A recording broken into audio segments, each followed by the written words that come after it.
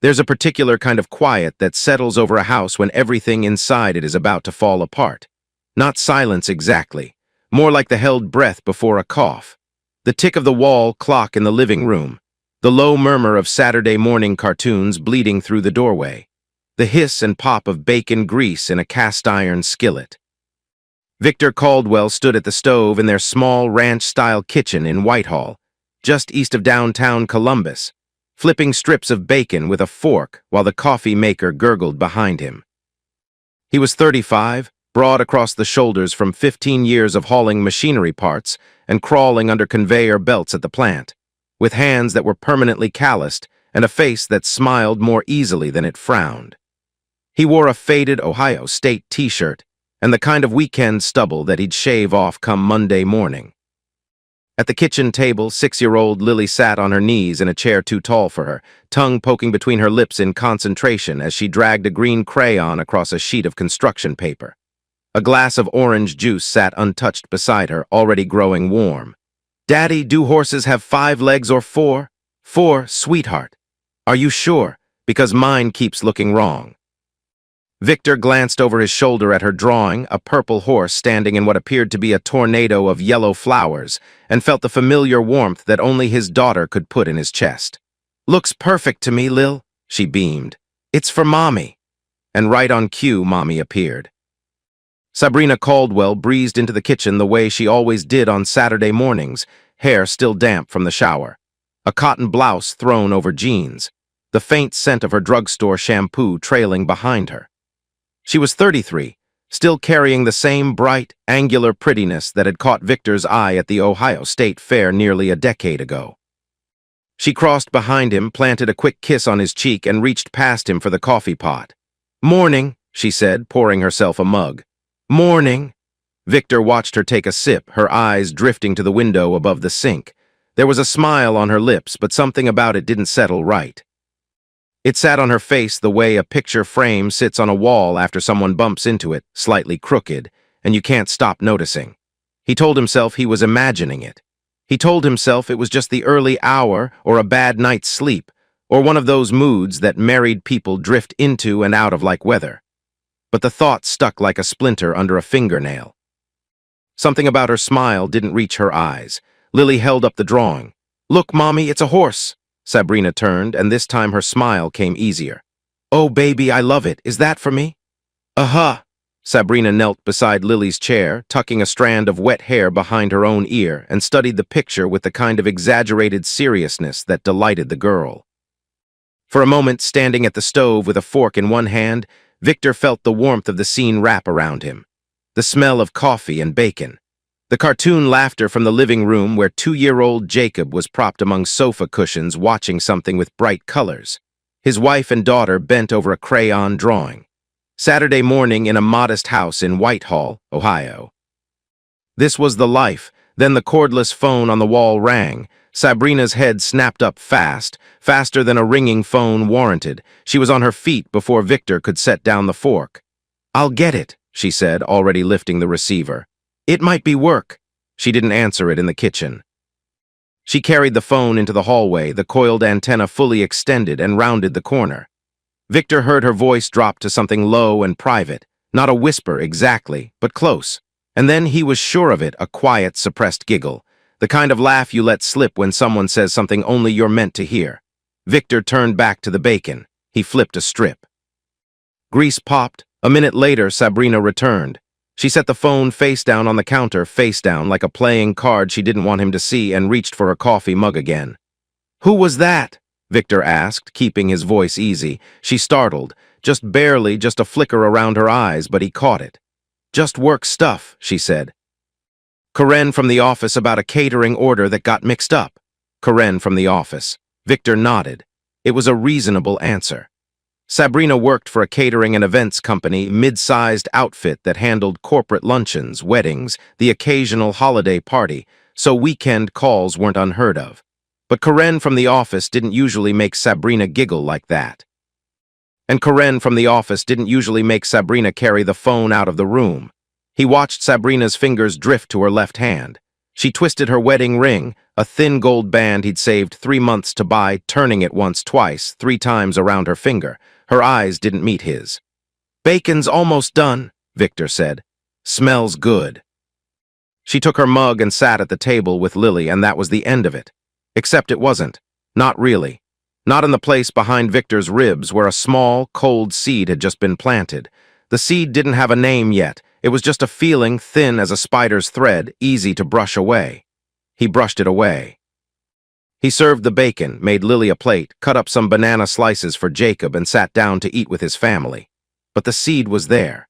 And seeds, given time, tend to grow. That night, Victor woke to an empty bed. He reached across the mattress in the dark and found only cool sheets where Sabrina should have been. The digital clock on the nightstand read 1:47 a.m. in dull red numbers. He lay still for a moment, listening. The house was quiet, save for the low creak of a floorboard somewhere down the hall. He got up. The hallway was dark except for a thin band of light spilling from under the bathroom door at the far end. But the sound wasn't coming from the bathroom. It was coming from the hallway itself, Sabrina pacing slowly near the linen closet, the cordless phone pressed to her ear.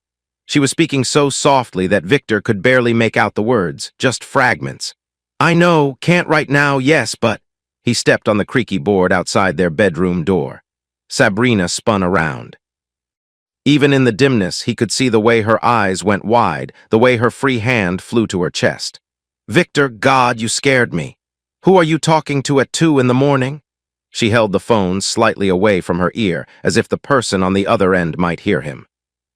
"It's just there's an event next week, a corporate thing, and Janine wanted to go over the seating arrangements before Monday. You know how she gets." Janine, not Karen, different name, same excuse. Victor filed it away without meaning to.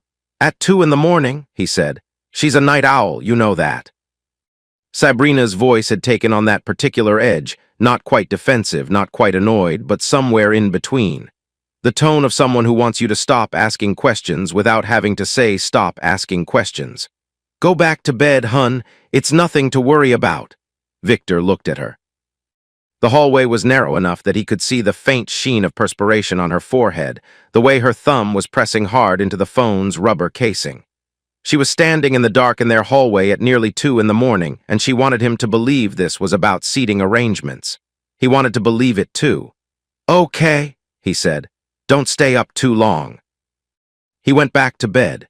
He lay in the dark staring at the ceiling while the faint murmur of her voice continued down the hall, and he tried very hard to push the feeling away. The feeling that something in this house had shifted, quietly, invisibly, the way a foundation cracks underground where no one can see it. He was still trying when Sabrina slipped back into bed 20 minutes later, smelling faintly of the night air from the open hallway window and something he couldn't quite name. She lay with her back to him. Her breathing didn't slow for a long time. Neither did his. The next morning, over scrambled eggs and toast that nobody was eating with much enthusiasm, Sabrina made her announcement.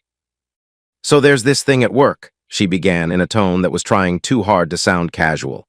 She was looking at Lily's placemat, not at Victor. "A retreat, team building kind of thing. The company booked a lodge out near Hocking Hills for next weekend." Victor set down his fork. "A retreat?" "Yeah, small group, just the core team. We'd head out Friday afternoon, come back Sunday evening." She finally looked at him, and her expression was the one she wore when she wanted something and was already preparing to fight for it. "It's supposed to be really good for morale. Janet's been planning it for weeks." Hocking Hills was about an hour southeast of Columbus, wooded hills, state parks, the kind of place families went to hike and rent cabins. It was also the kind of place that felt very far from home. "You've never had an overnight work trip before," Victor said carefully. "Well, there's a first time for everything, right?" Her laugh was too light. "It'll be fun. I could use a break, honestly." Victor looked at Lily, who was busy pushing eggs into a pile with her fork, and then back at Sabrina. Something tightened in his stomach. "Can families come? Maybe I could take the kids up for the day on Saturday, let them see the woods." "No." The word came out fast and firm, like a door shutting. Sabrina caught herself and softened. "I mean, it's employees only, strict policy. No spouses, no kids. It wouldn't be appropriate." There was a quality to that refusal, the sharpness of it, the speed, that made Victor's throat tighten. Employees only, no exceptions, as if she'd rehearsed the line. Okay, he said. He picked up his fork again. Sounds fun. Sabrina studied him for a beat, maybe checking for sarcasm, then nodded. It will be. I'll tell you all about it when I get back. She smiled. He smiled back. Lily asked for more juice. The morning went on. But that night, after the kids were asleep and Sabrina had gone to bed early claiming a headache, Victor sat alone on the couch in the dark living room. The television was off. The house was still. The only sound was that wall clock, ticking with the kind of steady, mechanical patience that made silence feel louder. He sat with his elbows on his knees, hands clasped, staring at nothing. Then his eyes drifted to the mantel above the gas fireplace. Their wedding photograph sat there in a simple wooden frame, Victor in a rented suit, Sabrina in a white dress they'd found on sale at a bridal shop on Broad Street, both of them grinning so wide it almost looked painful. A little chapel downtown, 12 guests, and a reception at Sabrina's aunt's house with a sheet cake from Kroger. It had been the happiest day of his life, not because it was grand, but because it was real. He looked at Sabrina's face in that photo, that smile, that radiant, unguarded, completely genuine smile. He thought about the smile he'd seen this morning, the one that sat crooked on her face like a frame knocked off-center. He thought about the phone calls. 2 in one day, both taken out of earshot, both explained with names that came too quickly and stories that felt like scripts. Karen. Janine. He thought about the retreat, the flash of panic when he'd suggested bringing the family, the firm no that came out like a reflex. He thought about her twisting her wedding ring at the breakfast table, eyes down, voice just a shade too casual. A single thought formed in the dark and he couldn't push it away. Something isn't right. Victor sat there for a long time. The clock ticked. The house breathed around him. And somewhere upstairs his wife slept or pretended to while the silence between them grew heavier by the hour. He didn't know yet what was wrong. He didn't have evidence or proof or even a clear suspicion he could put words to.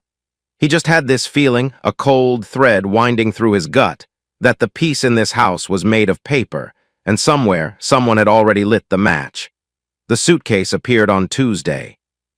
Victor came home from his shift at the Anheuser-Busch plant on Schrock Road, 8 hours of replacing hydraulic seals on a bottling line, and found it open on their bed like a patient on an operating table. Sabrina had already begun filling it with clothes that made no sense for a work retreat. He stood in the bedroom doorway, still in his steel-toed boots, and watched her fold a black cocktail dress into the suitcase with the kind of care usually reserved for christening gowns. "What's that for?" he asked. Sabrina didn't look up. "The retreat. I told you we might have fancy dinners with clients who are sponsoring the trip. Clients at a team-building retreat." "It's networking, Victor. It's how business works." He let that one go. Then she pulled a new swimsuit from a shopping bag, tags still on, a one-piece, but nicer than anything she'd owned before, and tucked it alongside the dress. "The lodge has an indoor pool," she said before he could ask. "They're doing some activities around it. Business activities at a pool. Don't start." Her tone shifted, that edge again, the sharpened quality that said, "I dare you to push this." She straightened up and looked at him. "Can you just be supportive for once? This is important to me." Victor held her gaze. There were things he wanted to say. He wanted to say that in 7 years of marriage, she'd never once packed a cocktail dress for anything related to her job. He wanted to say that the new swimsuit still had a Lazarus department store bag crumpled beside it, which meant she'd gone shopping specifically for this trip. He wanted to say that none of this felt like team building, but he didn't say any of that.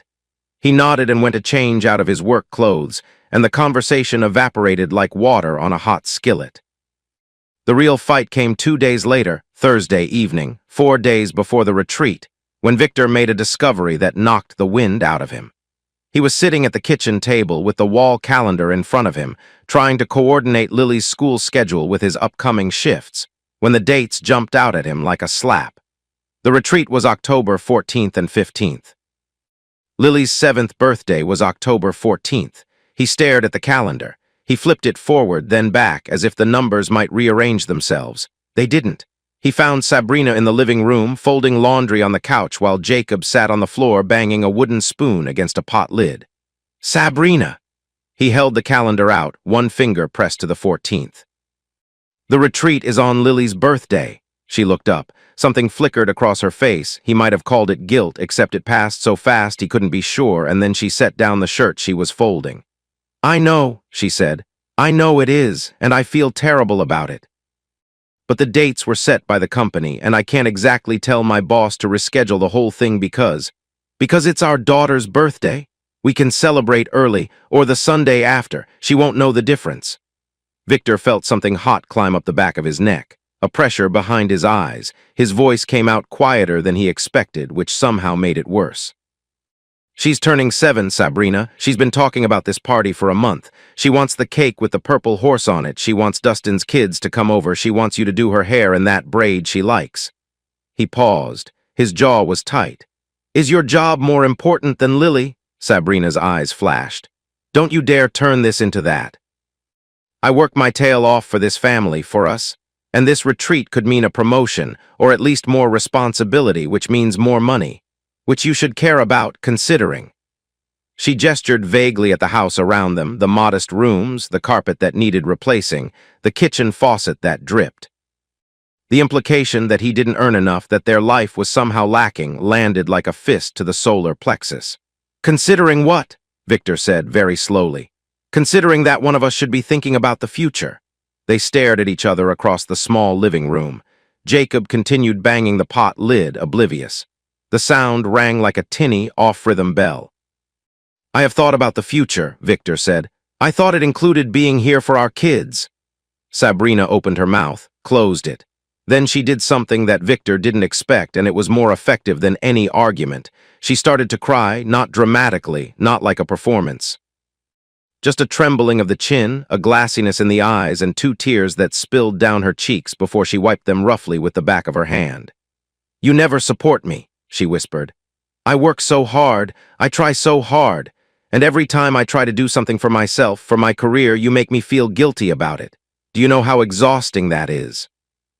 Victor stood there with the calendar dangling from his hand, and he felt something confusing happen in his chest.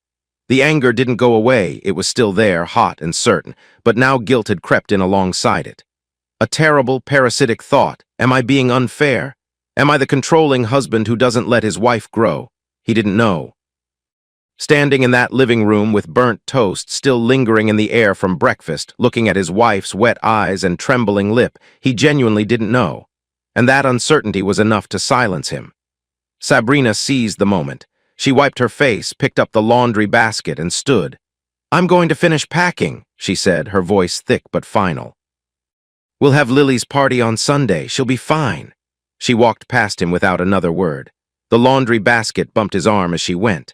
He stood there, the anger curdling into something worse, doubt, and listened to her footsteps recede up the hallway.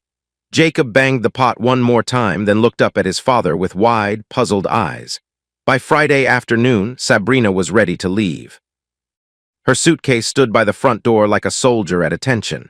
She changed into traveling clothes, nice jeans, a blouse, her good jacket, and was doing a final check of her purse when she slipped one more detail into the conversation. "Oh, and Kelsey's going to be there," she said almost offhandedly. "She's my roommate at the lodge, so you really don't have to worry. Kelsey Morgan." Victor knew the name. 30, energetic, prone to big earrings and bigger laughs. Sabrina's co-worker and sometime lunch companion. They'd had her over for a barbecue the previous summer, and she'd brought a potato salad that Dustin still talked about. The mention of Kelsey worked on Victor the way aspirin works on a headache. It didn't cure the underlying problem, but it dulled the sharpest edge. If Kelsey was there, this was legitimate. If Kelsey was her roommate, Sabrina would have company, accountability, a friend by her side. The retreat was just a retreat. He nodded. "Tell Kelsey I said hi." Sabrina smiled, tight, quick, and kissed Lily goodbye at the door. "Be good for Daddy, I'll bring you a present." "A horse? We'll see." Victor carried her suitcase to the car. She backed out of the driveway, waved once, and was gone. He stood on the front porch watching her taillights disappear down the street, and the house behind him felt immediately, noticeably emptier. An hour later, the phone rang. "Victor, it's Kelsey." The voice was bright and bubbly, exactly as he remembered it. "Just wanted to let you know Sabrina and I checked in at the lodge. The place is gorgeous, very woodsy, very corporate." She laughed. "Anyway, she's already unpacking. I told her I'd call and put your mind at ease." Thanks, Kelsey, that's nice of you. Of course. You guys are the best. We'll have her back to you Sunday, safe and sound. She hung up. Victor set the phone back on the wall mount and stood in the kitchen, listening to the house settle. He wanted to believe it. He wanted to set the worry down like a heavy bag and walk away from it, and for about 48 hours he almost managed. The envelope arrived on Monday. Victor had taken the day off to handle Lily's belated birthday celebration. Sunday's party had gone well enough, though Lily had asked twice why Mommy wasn't there, and each time Victor had smiled and said Mommy would make it up to her. Now, on Monday, the house was quiet. Jacob was napping. Victor was sorting through the weekend's mail on the kitchen table when he found it. A standard white envelope from Rit's camera, 1-hour photo processing. Sabrina must have dropped off a roll of film on her way home the night before and forgotten to grab the prints. He almost set it aside. Almost. But some impulse, call it curiosity, call it dread, made him tear open the flap and slide the stack of photographs into his hand. The first few were harmless. The lodge exterior, all brown timber and autumn trees, a dining room with long tables set for a group, a hiking trail winding through orange and red woods, Sabrina smiling by a stone fireplace, wine glass in hand. Standard stuff. The kind of pictures you'd expect from a weekend in Hocking Hills. Then he got to the pool photo. His hand stopped. His breathing stopped. For a long, frozen moment, even the clock on the wall seemed to stop. Sabrina sat on a lounge chair beside what appeared to be the lodge's indoor pool, a modestly sized rectangle of blue water surrounded by concrete and glass partition walls. She wore the new swimsuit, the one with the tags from Lazarus. She was smiling at the camera, her hair pulled back, a mixed drink on the small table beside her. 2 glasses sat on that table, 2, and in the glass partition behind her, catching the overhead lights at just the right angle, was a reflection. A figure, tall, male. Standing just out of frame with what appeared to be a bottle of something in his hand. There was no sign of Kelsey in the photograph. No sign of any coworkers or team-building exercises or anything corporate at all. Just Sabrina, 2 drinks, and a man's ghost shimmering in the glass. Victor's mouth went dry. His pulse, which had been steady all morning, began hammering in his temples. He stared at the reflection. It was blurry, the angle and the glass made it more silhouette than portrait, but the shape was unmistakable. Broad shoulders, dark hair.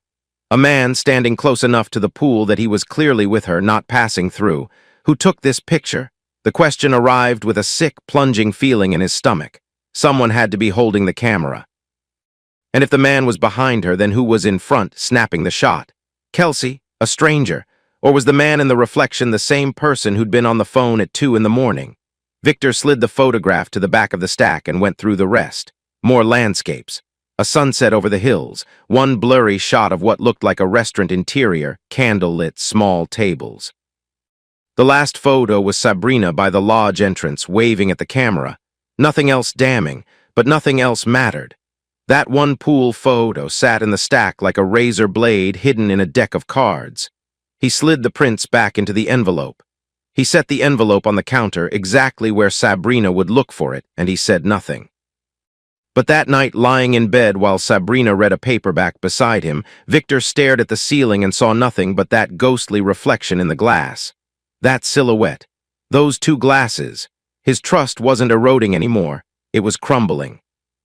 He could feel the pieces falling away like plaster from an old wall, and behind it, behind the paint and the paper and the years of believing, there was something dark and rotten taking shape. He didn't know its name yet, but he would. The gifts were the first thing he noticed.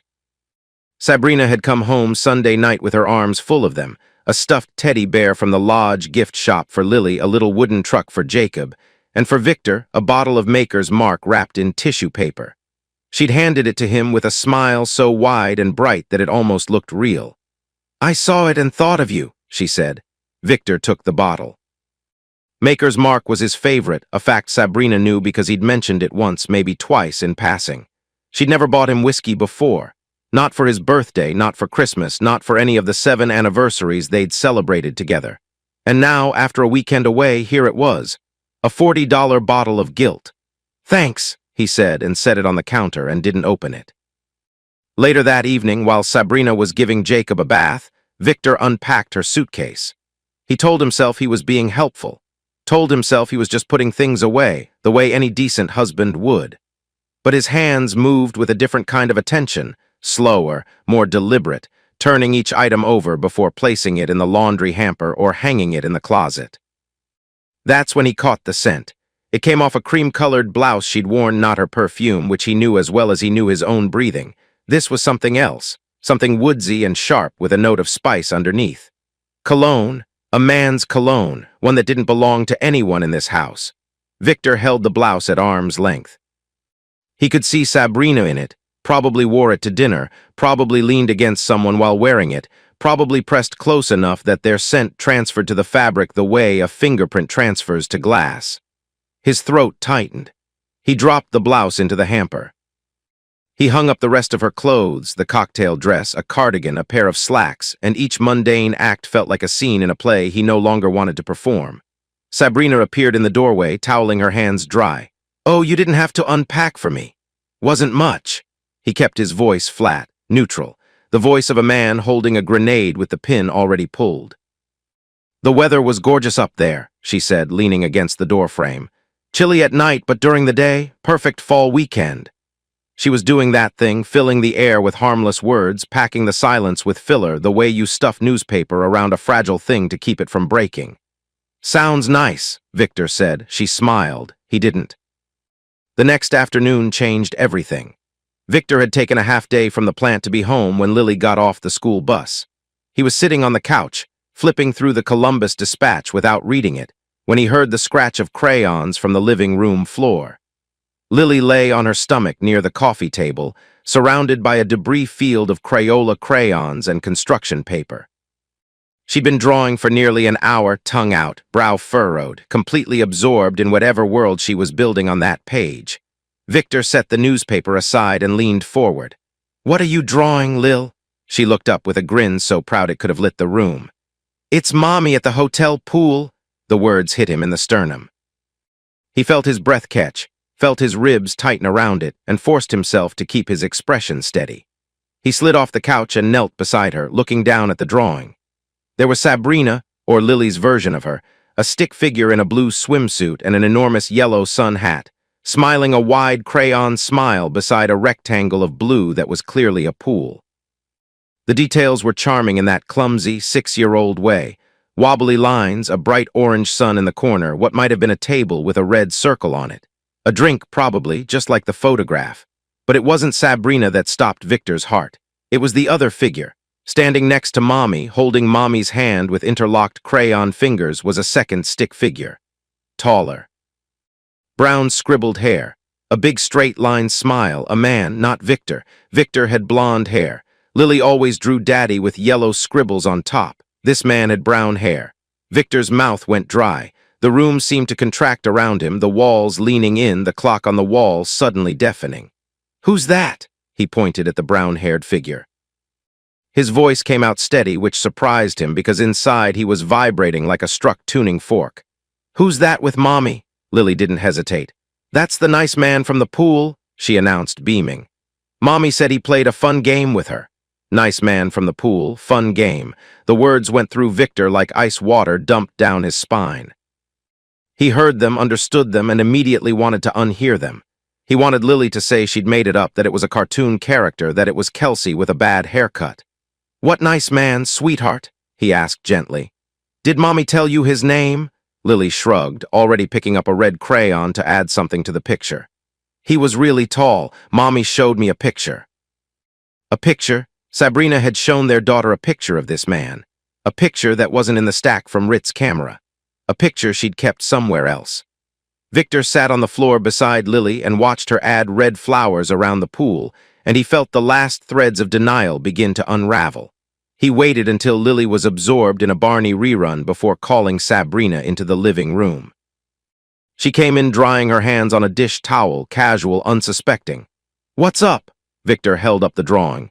He kept his hand steady, though it wanted to shake. "Care to explain this?"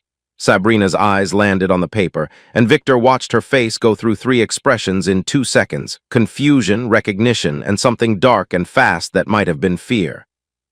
Then it was gone, and she laughed. "Oh, that's adorable." She took a step closer, cocking her head. Lily's got such an imagination. You know how she is. She draws all sorts of... There's a man in this picture, Sabrina, holding your hand at the pool. Lily says you showed her a photo of him. She says he played a fun game with you. The laugh died. Sabrina's hand, still holding the dish towel, went very still. She's mixing things up, Sabrina said. Her voice had shifted, pitched slightly higher, the way it always did when she was constructing something on the fly. There was a guy at the lodge, one of the staff. He helped me carry some pool towels. Lily probably overheard me mention it and blew it up into this whole story. You know how kids are. Lily said you showed her a picture. I showed her pictures of the lodge. She saw the pool photos and filled in the blanks. Sabrina knelt beside Lily, who was still watching television. She smoothed the girl's hair with trembling fingers. Victor noticed the trembling, catalogued it, and said, "What a beautiful drawing, sweetie." She looked up at Victor with eyes that were asking him, pleading with him to let this go. He didn't. That night, with both kids in bed and the house dark except for the kitchen light, he tried again. They sat at the kitchen table, the drawing between them like a piece of evidence in an interrogation room. Sabrina had her arms crossed. Victor had his hands flat on the table, palms down, pressing hard enough that his fingertips were white. "Tell me about the man from the pool," he said. "There is no man from the pool, I told you. You told me a story, Sabrina. Now tell me the truth." Her eyes flashed. "I am telling you the truth. My God, Victor, are you seriously going to interrogate me over a 6-year-old's crayon drawing?" She draws unicorns and talking dogs. Last week she drew a picture of the mailman flying. Do you believe that too? The deflection was smooth, almost skillful. But Victor noticed what wasn't in it. She still hadn't said the man's name. She hadn't described him as a specific person. She was keeping him vague, abstract, a ghost in a drawing. "Is there something you need to tell me about this retreat?" Victor asked. He kept his voice low, and even the way Spencer, the lawyer he hadn't yet met, would later teach him to do, but his pulse was a war drum. Sabrina stood up. Her chair scraped against the linoleum with a sound like a match striking. "I can't believe you don't trust me," she said. Her voice shook, but whether from anger or fear he couldn't tell. "After everything I do for this family, after everything..." She stopped herself. She pressed her lips together, snatched the dish towel from the counter, though there were no dishes to dry, and walked out of the kitchen. Victor sat in the silence she left behind. The kitchen smelled of the spaghetti sauce they'd had for dinner, mingled with the faint ghost of that cologne, still clinging to the jacket Sabrina had draped over her chair. Her perfume and a stranger's cologne. The combination made his stomach turn. He breathed. He sat. He listened to the clock tick.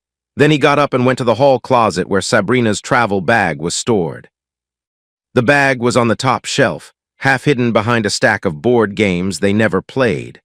Victor pulled it down and unzipped it on the hallway floor, moving quietly so the sound wouldn't carry. He told himself he was just putting it away properly. The lie lasted about 3 seconds. The main compartment was empty, Sabrina had already unpacked, but the side pocket produced 2 items that made Victor's blood pressure spike hard enough to hear.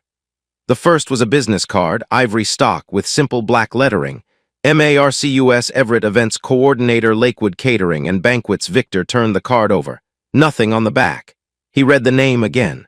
Marcus Everett. She'd never mentioned a Marcus. Not once in years of talking about work had the name Marcus come up at dinner or in passing or during any of the 1,000 casual conversations married people have about their days. The second item was tucked behind the card, a receipt, folded once. He unfolded it. A restaurant called the Birch House, located near a lake outside Logan, Ohio, not far from the Hocking Hills Lodges. The date was October 14th, the Saturday of the retreat. Lily's birthday, the one Sabrina had missed. 2 entrees, New York strip, medium rare, pan-seared walleye, a bottle of Merlot, 2 glasses, dessert, chocolate torte. Total $87.40 plus tip, dinner for 2. Steak and wine and chocolate at a lakeside restaurant on the night Sabrina was supposed to be at a team-building exercise. On the night their daughter turned 7. Victor's knuckles went white around the receipt. The paper crinkled in his grip, and he stared at the total like it was a sentence being handed down. This wasn't proof. Not yet. Not in any way that a court or a counselor or even a reasonable person would call definitive. A business card and a dinner receipt could be explained. There could be context. There could be an innocent story behind all of it, but Victor was done telling himself innocent stories. He put the card and the receipt in his back pocket. He returned the bag to the shelf. He closed the closet door and stood in the dark hallway, listening to the house breathe around him. Then he went to the garage. He sat on the cold concrete step, under the bare bulb, with Marcus Everett's card in one hand and the receipt in the other. He looked at them the way a doctor looks at an X-ray, searching for the fracture he already knows is there. The picture Lily drew was no child's fantasy. The man had a name now. The evening had a price tag. And somewhere in the silence of this house, in the space between what Sabrina said and what she did, the truth was crouching like something feral, waiting to be dragged into the light. Victor sat in the garage for a long time. The bare bulb hummed above him. A cricket chirped somewhere in the dark yard beyond the open door. He was not okay, but he was awake now, fully, terribly awake, and he was not going to close his eyes again. Victor watched the sun come up through the kitchen window and felt nothing. That wasn't true. He felt everything, a tangle of rage and sorrow and disbelief so dense it had collapsed into a kind of numbness, the way a star collapses into something dark and impossibly heavy. He'd been sitting at the kitchen table since 4 in the morning, drinking coffee that had long gone cold, turning Marcus Everett's business card between his fingers like a man worrying a rosary. At 6:15, Sabrina came downstairs. She was wearing the old flannel robe he'd given her 3 Christmases ago, and her hair was flat on one side from sleeping on it. She looked soft and rumpled, and for one treacherous instant, like the woman he'd married, the one who used to steal his French fries and sing along badly to the radio. Then Victor looked at the business card in his hand, and the instant passed. "We need to talk," he said. Sabrina froze in the doorway. She read his face. She was always good at reading his face, and something shifted in her expression. Wariness, the look of an animal hearing a twig snap. "About what?" Victor set the business card on the table between them, face up. Then the receipt unfolded next to it. He smoothed the receipt flat with one hand. "Who is Marcus Everett?" The name landed in the kitchen like a brick through a window. Victor watched it hit. Sabrina's eyes darted to the card, then the receipt, then back to his face. He saw the gears turning, the rapid, desperate calculation of someone figuring out what he knew and what he didn't, how much she could still hide. "Marcus is a colleague," she said. Her voice was careful, controlled. "He works at Lakewood Catering. We've been collaborating on a new client initiative, a corporate holiday package. That dinner was a working dinner. A working dinner. Steak and a bottle of wine. Clients expect a certain, on Lily's birthday." Sabrina's mouth opened, closed. Her fingers found the belt of her robe and pulled it tighter, a defensive gesture that Victor had seen 1,000 times, always when she felt cornered, always when she was about to deflect. "The meeting was already scheduled," she said. "I couldn't move it." Marcus had been planning this pitch for weeks, and the client was only available that. "You never mentioned Marcus, not once. In all the years you've talked about work, every name, every office drama, every complaint about your boss, you never once said the name Marcus Everett." Sabrina was quiet. The refrigerator hummed. Somewhere upstairs, Jacob made a small sound in his sleep. "He's new," she said finally. "He transferred from the Cincinnati office about, how long what? How long have you been working with him on this initiative, this project?" "A beat too long. A few months." Victor felt the realization crawl through him like something cold-blooded. A few months. He rewound the tape of their recent life, scanning for the signs he'd missed. The late evenings when Sabrina came home, flushed and evasive, blaming a difficult event setup. The Saturdays she said she was at Kelsey's house for project planning. The new clothes, the new energy, the way she'd started wearing perfume on work days when she never used to bother. A few months of excuses. A few months of carefully constructed cover. And him on the other side of it, trusting, believing, cooking dinner and putting the kids to bed while she, "Are you having an affair?" The question came out flat, not angry, not pleading, just flat like a judge reading a charge. Sabrina's face changed. The wariness hardened into something closer to offense, real or manufactured, he couldn't tell. Maybe she couldn't either. "How dare you?" she whispered. "After everything I do for this family, after every sacrifice, answer the question. Your paranoia is insulting, Victor. It's insulting and it's cruel. I have a male colleague, we had a business dinner, and you're turning it into something disgusting because you can't handle the fact that my career is finally. I found cologne on your clothes. She stopped. A man's cologne, on the blouse you wore to that retreat, and our daughter drew a picture of you holding hands with a man at the pool, and you came home with 2 glasses on the table in your photos, and you've been sneaking phone calls at 2 in the morning. So I'm going to ask you one more time, and I'd like you to look at me when you answer. He paused. His heart was hammering so hard he could feel it in his fingertips. Are you having an affair? Sabrina's eyes were bright with something, tears, rage, fear, some alloy of all three. She stared at him across the kitchen table, across the business card and the receipt and the years of marriage that lay between them like a minefield. And she didn't answer. Instead, she grabbed her car keys from the hook by the door. I'm not doing this, she said, her voice tight and trembling. I'm going to clear my head. I can't talk to you when you're like this. When I'm like what, asking questions? But she was already moving. The kitchen, the hallway, the front door. He heard her shoes on the porch, the car door, the engine turning over.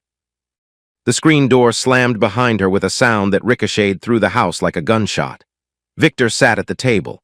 The business card lay where he'd placed it. Marcus Everett, events coordinator. The receipt curled slightly at the edges, $87.40. Steak, wine, and chocolate tort on the night his daughter blew out 7 candles without her mother there.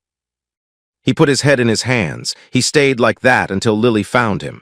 She padded into the kitchen in her nightgown and bare feet, teddy bear tucked under one arm, rubbing sleep from her eyes with the other. The morning light through the window caught her hair and made it glow. Daddy, where's Mommy? Victor lifted his head. He could feel the rawness in his eyes, the tightness in his throat, and he shoved it all down with a force that would have impressed a man twice his size. Mommy went to work early, sweetheart. She'll be back later. Can I have cereal? Yeah, of course. He stood. He poured Cheerios into a bowl, added milk.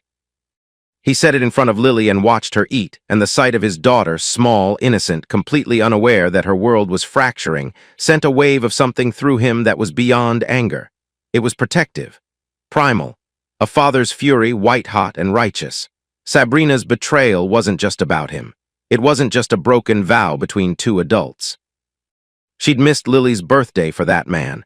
She'd told their daughter about him, shown her pictures, let a stranger bleed into their family's life as casually as spilling wine on a tablecloth. Something hardened inside Victor at that kitchen table.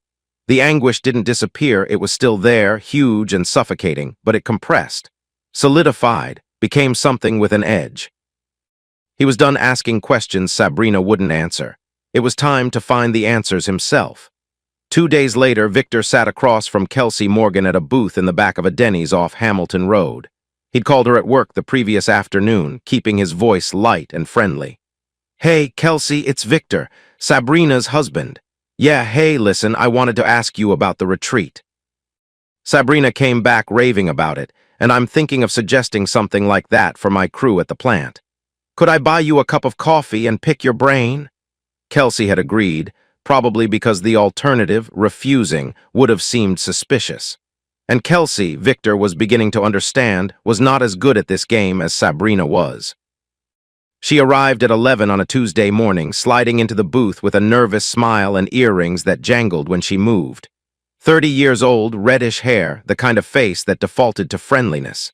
She was already stirring her coffee when Victor settled across from her. So, she said, the retreat, right? What do you want to know? Victor smiled. It felt like wearing a mask, but he wore it. Just the basics. What kind of activities did you guys do? Sabrina mentioned workshops. Oh, yeah, Kelsey nodded quickly. Lots of workshops, team-building exercises, you know, trust falls, brainstorming sessions, that kind of thing. She rattled it off like someone reading from a card, too smooth, too rehearsed. The words had no texture, no specifics, no the funniest thing happened stories that real experiences generate. Sounds great, and the lodge itself, what was it like? Really nice, rustic but comfortable, great food, beautiful scenery. Sabrina said the indoor pool was nice. Oh yeah, the pool was, Kelsey stopped. Her spoon halted mid-stir, something crossed her face, quick as a shadow. Was what? Actually, the pool was closed. She recovered, but not fast enough. Yeah, they were doing repairs on the filtration system or something. We couldn't use it. Bummer, right? Victor let the silence stretch. He watched Kelsey's eyes. They were looking at his forehead, his coffee cup, the napkin dispenser, anywhere but directly at him. The pool was closed. But Sabrina had photos at the pool. Lily had drawn a picture of Mommy at the pool, and the new swimsuit from Lazarus had come home damp, balled up in a plastic bag at the bottom of the suitcase. Victor had found it while unpacking. "Kelsey!" He said her name quietly, and something in his tone made her look at him for the first time, really look at him. "You weren't there, were you?" It wasn't a question. Kelsey's face crumpled. Not all at once, it was more like watching a wall develop cracks in slow motion. The smile faltered, the brightness in her eyes dimmed. Her lower lip trembled, and she pressed it between her teeth. "Victor, She asked you to lie for me, to call me and say you'd checked in with her, to be her alibi." Kelsey set down her spoon. She looked at the table, at her own hands wrapped around the coffee mug, and when she spoke, her voice was small and miserable. "She begged me." The words came out thick, like she was pushing them through a filter. "She said she needed a weekend away, that things were hard at home, that she just needed to breathe. She asked me to call you and make it sound like we were together." "I didn't know," she caught herself. "I didn't know the details. I swear, Victor, she just said she needed a break."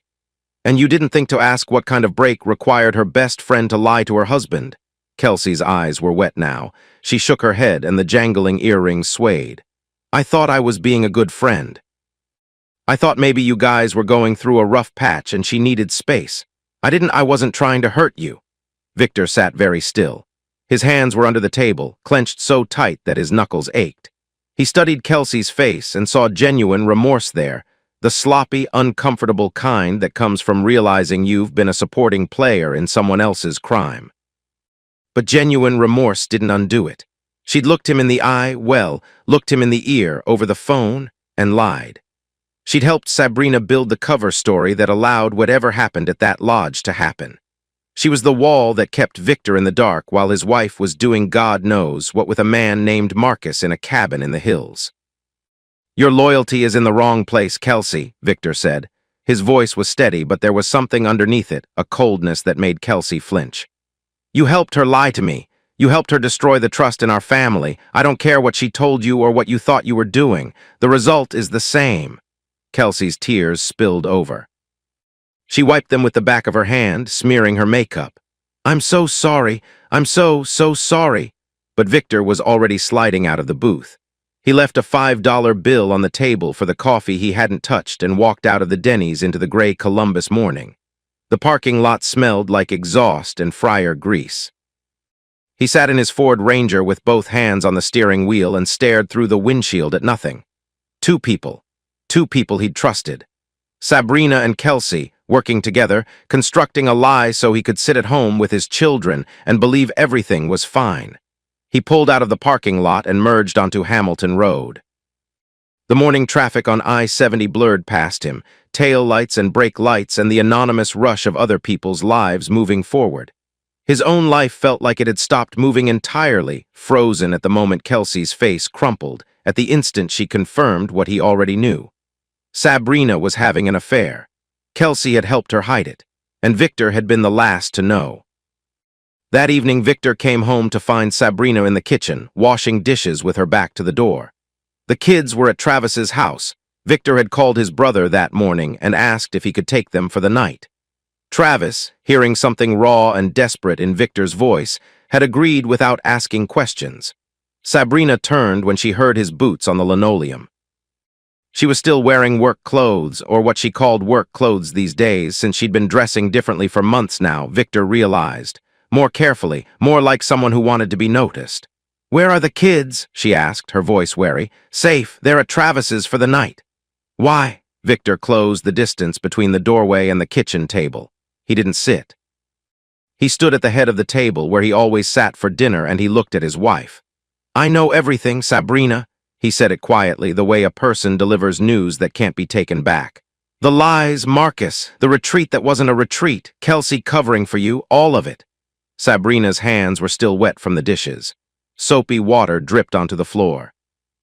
Her face went through the stages, shock, calculation, the brief flare of a denial that died before it reached her lips, and then settled into something pale and stricken. "Victor, don't." He raised one hand, palm out.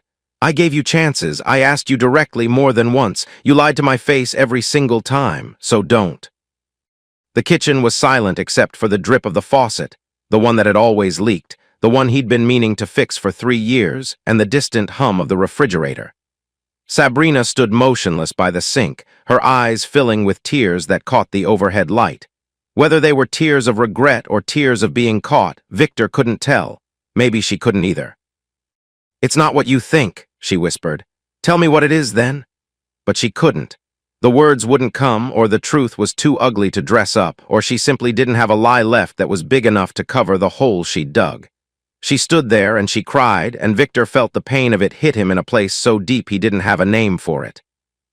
Because despite everything, despite the cologne and the card and the receipt and the drawing and the lies piled on lies, this was still the woman he'd stood across from at a little chapel on Broad Street and promised to love forever.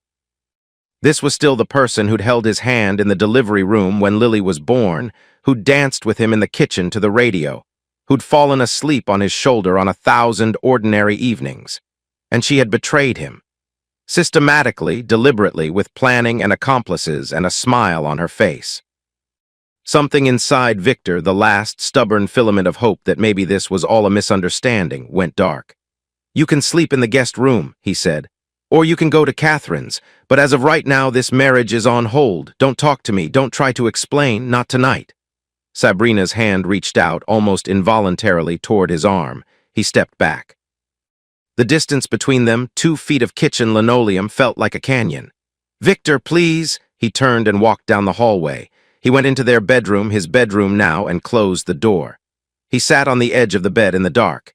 He could hear her crying in the hallway, the soft, hiccuping sounds muffled by the closed door. Part of him wanted to go to her. Part of him wanted to open the door and hold her and tell her they could fix this. But a larger part, the part that remembered Lily's drawing, the brown-haired man holding Mommy's hand by the pool, and Marcus's sneer that she'd described to Kelsey in a letter he hadn't yet found, that part sat rigid and cold and absolutely certain. He was done being the fool. He was done being the last to know. Whatever came next, lawyers, evidence, confrontation, the slow and agonizing dismantling of the life they'd built together, Victor was going to face it with his eyes open and his back straight. He sat in the dark bedroom and listened to his wife cry, and he let the sound harden him. Tomorrow he would start making plans. Tonight he would let the pain do its work. The clock on the nightstand glowed 9:47 in dull red numbers. The house settled around him. And somewhere in the guest room down the hall, Sabrina lay awake in a bed that wasn't hers, in a home that was already slipping away from her, and wondered, too late, how it had all gone so wrong. The bar on Cleveland Avenue didn't have a name worth remembering. It was the kind of place that survived on factory shift workers and cheap pictures, dim lighting, wood paneling gone sticky with decades of cigarette smoke, a Budweiser clock behind the counter that was 11 minutes fast. The jukebox in the corner played Dwight Yoakam to nobody in particular. Victor sat in the last booth, the one nearest the emergency exit, because it was the farthest from anyone else. He hadn't touched the beer Dustin had set in front of him 8 minutes ago. The condensation was already pooling around the base of the glass, soaking into a cardboard coaster. Dustin Reynolds sat across from him, still in his work shirt from the Anheuser-Busch plant, the name patch reading REYNOLDS in fraying red thread. He was Victor's age, 36, thick-armed, with a face that defaulted to good humor but could turn serious on a dime. Right now it was serious. He'd been watching Victor for the better part of a minute without speaking, the way you watch someone standing too close to the edge of something. "Talk to me," Dustin said finally. Victor looked at the beer. He looked at the table. He looked at a knot in the wood paneling behind Dustin's head. Then he started talking, and once he started, he couldn't stop. It came out in pieces, not chronological, not organized, just raw. The phone calls at 2 in the morning. The retreat that wasn't a retreat. Lily's drawing, the brown-haired man holding Mommy's hand. The cologne on Sabrina's blouse. Marcus Everett's business card. The receipt for dinner for 2 on Lily's birthday. Kelsey's confession at the Denny's, her face crumpling as she admitted the whole thing was a lie. And Sabrina who wouldn't answer when he asked if she was having an affair. Sabrina who grabbed her keys and ran. Sabrina, who cried in the hallway while he closed the bedroom door. Victor's voice cracked twice during the telling. He didn't apologize for it. He just kept going like a man bailing water from a sinking boat. When he finished, the jukebox had moved on to Garth Brooks. Dustin's beer was untouched too now. "How long?" Dustin asked. His voice was quiet and hard. "How long has this been going on?" "Months, maybe longer, I don't know." Victor rubbed his face with both hands. "I feel like the last idiot on earth, Dustin." Everyone else probably saw it. Kelsey knew. This Marcus guy knew. His wife probably suspects, and I was home making pancakes. "Stop!" Dustin leaned forward, both forearms on the table. "You're not an idiot. You're a guy who trusted his wife, which is what you're supposed to do. She's the one who broke that." Victor didn't respond. He stared at the beer. "What do you need?" Dustin asked. "I don't know. I keep thinking about punching this guy's face through a wall. Then I think about Lily and Jake, and I can't go to jail over this. I can't lose them." Dustin nodded slowly. "Then we don't do it stupid. We do it smart." "What does smart look like?" Dustin picked up his beer, took a long pull, and set it down. "First thing, you need a lawyer, not tomorrow, not next week. Now, someone who handles divorces, custody, the whole thing. You need to know your rights before she figures out hers." "I can't afford." "You can't afford not to. Borrow it, sell something, whatever. Get a lawyer." Victor exhaled. The advice was obvious, maybe, but hearing it from someone he trusted, someone who wasn't Sabrina, wasn't Kelsey, wasn't anybody with a reason to lie, cut through the fog in his head like headlights through rain. "Second thing," Dustin continued, lowering his voice. "You need proof, not just a business card and a kid's drawing.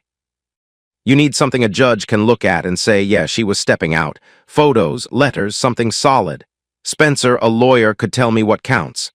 Then we find you a Spencer. And third," Dustin pointed at Victor with the neck of his beer bottle, "you don't let her know you're coming. Right now she thinks you're hurt and confused. Good, let her think that. The minute she figures out you're building a case, she'll start covering tracks. So you keep your mouth shut at home, you act normal, and you gather everything you can before she sees it coming."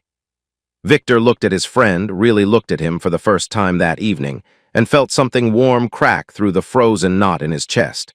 Not happiness, not even hope exactly. Just the simple, steadying knowledge that he wasn't alone. "You're not alone in this, man," Dustin said, as if reading his mind.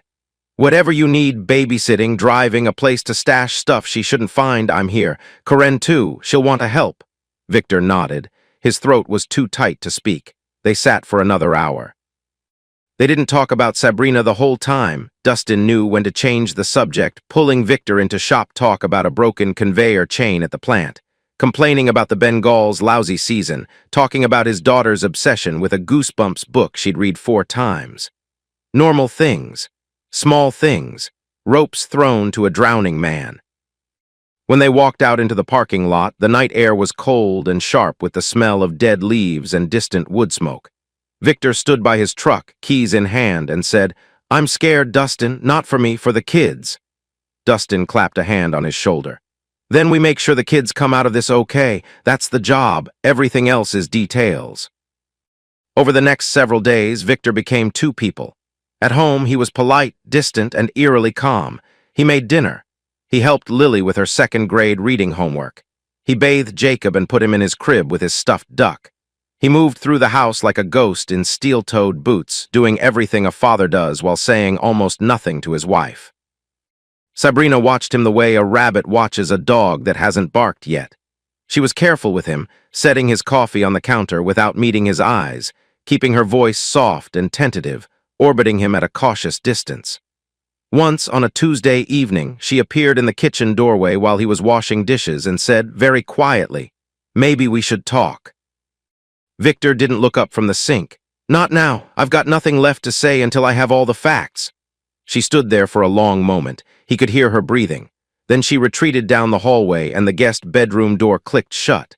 That was the thing that confirmed it for Victor, not a new piece of evidence, not a caught lie, but the absence of something. Sabrina didn't apologize. Didn't volunteer a confession, didn't fight. She just waited, watching him with those wary eyes, calculating. And that silence told him everything. She was still protecting the lie, still choosing Marcus over honesty, still hoping that if she was quiet enough, this would blow over. He shared this observation with Dustin from the garage phone 2 nights later, speaking in a low voice with the door to the house closed. "She's not sorry," Victor said. "She's just scared of getting caught worse." "Then we need to move fast," Dustin replied, "before she figures out you're planning something and starts shredding evidence." Late that night, long after the house was asleep, Victor sat at the kitchen table under the overhead light with a yellow legal pad and a ballpoint pen. The table still had a ring stain from Lily's juice cup and a smear of crayon wax near the edge. This was the same table where 2 years ago Sabrina had reached across and laced her fingers through his after a long day and said, "I'm glad it's you." He pushed that memory away. It hurt too much to hold. He wrote in block letters, find attorney, secure bank accounts, gather evidence, protect KIDS, 4 lines, 4 tasks, simple enough to fit on a napkin, heavy enough to change his life. He spread the evidence around the pad like a man dealing cards. Marcus's business card, the restaurant receipt, the pool photograph with the ghost in the glass, Lily's drawing carefully flattened, the crayon figures smiling their oblivious smiles, a page of notes he'd scribbled, dates, times, discrepancies, Kelsey's admission written down as best he could remember. A soft knock at the doorframe. Victor looked up. Sabrina stood in the hallway in her nightgown, arms wrapped around herself, eyes raw and red. She looked smaller than he'd ever seen her. "Are you ever coming to bed?" she asked. Her voice was barely there. Victor met her gaze and held it. He didn't flinch and he didn't soften. "You go ahead," he said. "I have things to take care of." She hovered for a moment. He could see her wanting to say more, wanting to cross the kitchen and touch him, wanting to find the magic words that would undo the damage. But there were no magic words. She turned and padded back down the dark hallway, and the guest room door clicked shut behind her again. Victor looked down at his legal pad. His hand was shaking slightly, but his mind was clear. Clearer than it had been in weeks. He had a plan now. He had a friend. And tomorrow he'd have a lawyer. The kitchen light hummed above him. The refrigerator cycled on. And somewhere in the walls of this house, the foundation that Sabrina had been quietly cracking for months was about to give way entirely. But this time, Victor would be the one controlling how it fell. Spencer Harding's office was on the 3rd floor of a tired brick building on South High Street, sandwiched between a bail bondsman and a tax preparer whose window display hadn't been updated since the Reagan administration. The elevator was broken, so Victor climbed the stairs. The stairwell smelled of floor wax and old carpet, and somewhere above him a phone was ringing with nobody answering it. Spencer met him at the door, late 30s, lean, with the sharp, unhurried manner of a man who'd sat across from a lot of liars and learned to wait them out. His office was small. A metal desk, 2 client chairs with cracked vinyl seats, a window overlooking High Street, and shelves lined with Ohio revised code binders and a single-framed diploma from Capital University. A coffee mug on his desk read World's OKAYSD Lawyer, which Victor took as either humility or honesty. "Sit down," Spencer said. "Tell me everything." Victor told him. He'd gotten better at the telling, more concise, less emotional, arranged in order this time. He laid each piece of evidence on Spencer's desk as he went, the business card, the receipt, the photograph, the drawing. Spencer examined each one without expression, turning them over in his hands the way a mechanic turns over a bolt, checking for threads. When Victor finished, Spencer leaned back and laced his fingers behind his head. "Okay, here's what you need to know. Adultery isn't a crime in Ohio, but it matters. In a divorce case, it can influence how a judge divides property and, more importantly for you, how custody gets decided. The court's going to look at what's best for the kids. A parent who abandoned a child's birthday to spend a weekend with a boyfriend, that's not a great look. So this helps me. It helps, but a business card and a dinner receipt aren't enough by themselves." A good defense attorney could argue it was a business dinner, explain the card as a professional contact, and the photograph. Spencer held up the pool picture, tilting it toward the window light. "This reflection is suggestive but not definitive. Any first-year law student could argue it's a bellhop. So what do I need? Something a judge can't explain away. Photographs of them together, the clearer the better. Anything in writing where the affair is explicit. If she's spending marital money on this guy, hotel rooms, dinners, gifts, bank records showing that pattern would help too." Spencer set down the photo and looked at Victor directly. "A few ground rules, though. No wiretapping." Ohio's a one-party consent state, which means you can record a conversation you're part of, but you can't record two other people's private conversation. If you put a bug in her car and tape her talking to this guy, that's a felony and I can't use it. What about following her? Public spaces, go ahead. She walks into a park and kisses someone, you're allowed to see that and photograph it. What you can't do is break into his house, hack his mail, or trespass. Stay legal, stay in public, and document everything. Spencer pulled a notepad toward him and started writing. Step 1, open a separate bank account. Move your paycheck there. Don't drain the joint account, just protect your income going forward. Step 2, get copies of the joint account statements for the last year. I want to see where the money's been going. Step 3, if you can safely follow her and photograph her meeting this man, do it. Use a camera with a date stamp if possible. And step 4, he looked up. Don't tip her off. Right now, she doesn't know you're building a case. That's your biggest advantage. The moment she realizes what's coming, she'll either destroy evidence or lawyer up in a way that makes this 10 times harder. Victor took the notepad Spencer slid across the desk. The handwriting was clean and precise, like a man who'd given this speech before. What's this going to cost me? Victor asked. My retainer's $400. After that, we go hourly. I know that's not nothing on a factory salary, but I'll work with you. Victor nodded. He'd pulled $400 from the separate account he was about to open. It was most of his last paycheck. He wrote the check with a hand that barely trembled. Walking out of Spencer's office into the downtown afternoon bustle, buses hissing past on High Street. A hot dog vendor on the corner. Two guys in suits arguing about the Buckeyes. Victor felt something he hadn't felt in weeks. Direction. Not happiness, not peace, but the specific, surgical clarity of a man who finally knows what to do next. The Bank One branch near the plant was quiet at 12:15 on a Wednesday. Victor, still in his work boots and coveralls, filled out the paperwork for a new checking account while a young teller processed the forms. He deposited his latest paycheck, $847.63 after taxes, and requested 12 months of statements on the joint account he shared with Sabrina. Those usually take 3 to 5 business days by mail, the teller said. I'll wait, Victor said, then catching himself. I mean, mail is fine, thank you. The statements arrived the following Monday in a thick Bank One envelope. Victor spread them across the spare room desk after the kids were asleep and went through them line by line with a yellow highlighter. It didn't take long to find the pattern. Cash withdrawals. ATM pulls of $150, $200, sometimes $250, scattered through the last 6 months like breadcrumbs. Most were from machines he didn't recognize, one near a motel on Route 33, another in a part of Westerville he had no reason to visit. He counted them up on a scrap of paper. The total made his jaw tighten. Over $2,000 in unexplained cash, pulled from an account that was usually stretched thin by the 20th of every month. $2,000. That was a new washing machine they couldn't afford last spring. That was the dentist bill for Lily they'd put on a payment plan. That was money siphoned from their family and spent on motel rooms and steak dinners, and whatever else Sabrina and Marcus did with it. Victor photocopied every page at the public library the next afternoon, feeding quarters into the copy machine while a college kid waited impatiently behind him.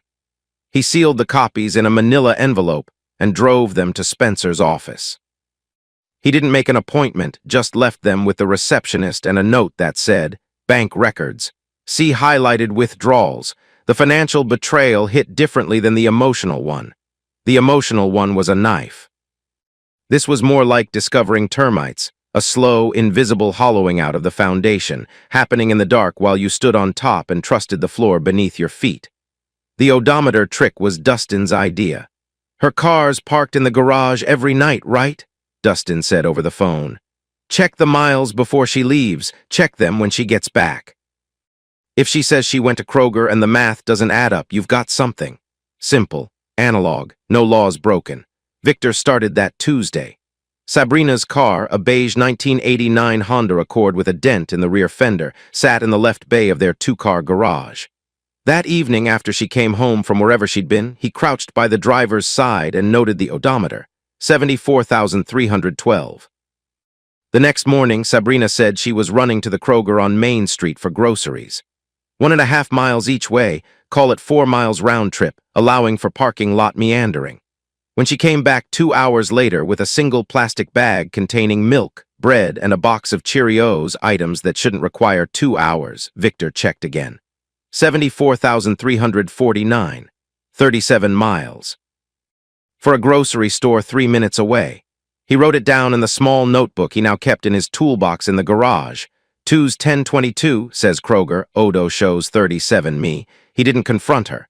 He just wrote it down and closed the notebook and slid it back behind the socket wrenches. Over the next week, the pattern repeated. A quick errand that added 28 miles.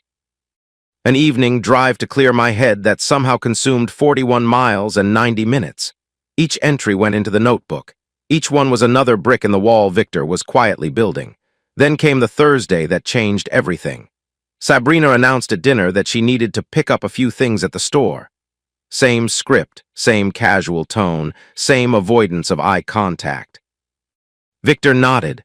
"Drive safe," he said, and watched her grab her purse and keys and disappear through the garage door. He waited 2 minutes. Then he kissed Lily on the forehead, told her to watch her brother, and walked out the front door to the Ford Ranger parked on the street. Following someone in a car is harder than it looks in the movies. Victor kept 3 car lengths back, then 4, his heart slamming against his ribs every time a stoplight threatened to separate them.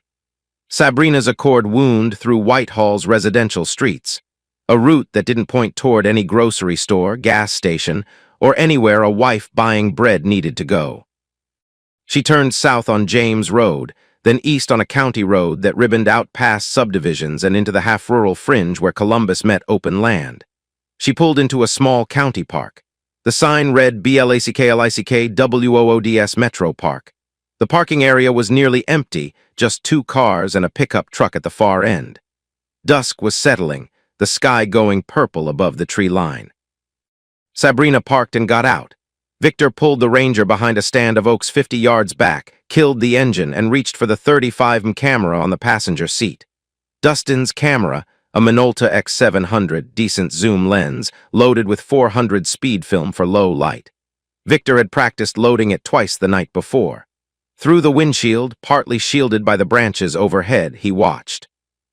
Sabrina walked along a gravel path toward a bench near the tree line. A man was already sitting there. Tall, dark-haired, wearing a leather jacket. He stood when he saw her. Even at this distance, Victor could see the smile, the easy, intimate smile of someone who'd been waiting and was glad the wait was over. They embraced, not a quick hug. A long, full-body hold, his arms around her waist, her face pressed into his neck. Victor's nails dug into the steering wheel. Then Sabrina pulled back and kissed him. Not a peck, not ambiguous. A real kiss, the kind you don't give a colleague or a friend, the kind that says, "I missed you," right there under the orange glow of the park lamp with the last daylight dying behind the trees. Victor raised the camera. His hands were shaking, so he braced the lens against the top of the steering wheel. Click, click, click. The shutter sounded impossibly loud in the quiet cab, though he knew they couldn't hear it. He got them embracing. He got the kiss. He got Marcus's face in partial profile as he pulled back and smiled down at Sabrina. Victor lowered the camera. His eyes burned, but not from the strain of focusing. He'd known. He'd had the business card and the receipt and the drawing and Kelsey's tearful confession. But knowing and seeing are different things. Knowing is a wound you can bandage with doubt.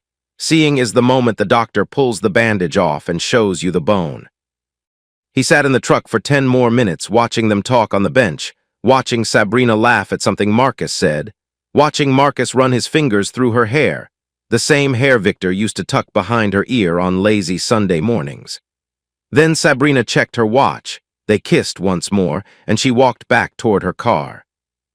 Victor turned the key in the ignition, pulled out before she could spot his truck, and drove home through the darkening streets with the camera on the seat beside him and a taste in his mouth like pennies. He dropped the film at a Ritz camera across town, the one on Morse Road, miles from their neighborhood, where nobody would recognize him or the people in the photographs. 1 hour processing. He sat in the parking lot and stared at the strip mall while the machines inside turned his marriage's destruction into glossy 4x6 prints. 2 days later, Victor nearly blew the whole operation. He was in the garage after Sabrina had gone to bed, crouched by the driver's side of her Accord, checking the odometer and scanning the floorboards for anything she might have dropped. A note, a receipt, a matchbook, anything. The dome light was off. He was working by the thin light bleeding in from the kitchen window. The door from the house opened. Victor froze. He was behind the sedan's open rear door, half-crouched, one hand on the floor mat. Sabrina stood in the doorway, backlit by the hallway light, wearing the old flannel robe. "I'm getting a Coke," she said to no one in particular, maybe to herself, maybe to the universe. She stepped down into the garage, bare feet on cold concrete, and walked to the mini fridge humming in the far corner. Victor didn't breathe. He could smell her shampoo from 4 feet away. If she turned her head 30 degrees to the left, she'd see him crouched behind the door of her own car like a burglar in his own house. She opened the fridge. The light spilled across the concrete floor, missing him by inches. She grabbed a can of Coca-Cola, popped the tab, the hiss was deafening in the silence, and stood there for a moment, taking a sip, looking at nothing. Then she turned and went back inside. The door closed. The lock clicked. Victor let out a breath he'd been holding so long his vision had started to sparkle at the edges. His hands were trembling. Sweat slicked his palms despite the cold. That was too close, way too close, but close calls didn't stop him. Nothing was going to stop him now. In the spare room after midnight, Victor spread his evidence across the desk like a general studying a battlefield map. The Ritz camera photographs, clear, damning, time-stamped, showing Sabrina and Marcus at the park. The pool photograph with the ghost in the glass. The business card. The restaurant receipt. Bank statements with highlighted withdrawals. The odometer log. Lily's crayon drawing pinned to the wall above the desk with a thumbtack. And then on a Wednesday night, he added the last piece. He'd been lying in bed, not sleeping. He rarely slept well anymore when he heard Sabrina's voice through the wall. She was in the guest room, talking on the cordless phone, keeping her voice low. But the walls in this house were thin, and Victor knew something she didn't. The kitchen phone was on the same line. He got up. He padded silently to the kitchen in bare feet. He lifted the receiver off the wall mount with one hand and pressed the mouthpiece against his chest to muffle any sound. Sabrina's voice came through, soft and warm in a way he hadn't heard directed at him in months. "I know, I miss you too. It's just hard right now with him watching everything I do." A man's voice, deeper, with a lazy confidence that made Victor's stomach turn. "Marcus. He still doesn't know anything real, right?" "No, he suspects, but he doesn't have proof. He's upset." "He'll calm down. You should just tell him, rip the bandage off. We talked about this." "I can't yet, after the holidays. I just need to get through the holidays and then..." "Then what? Another month of sneaking around? Baby, I'm ready. I told you I'd wait, but this is getting..." I know, just a little more time. I feel so alive when I'm with you, Marcus."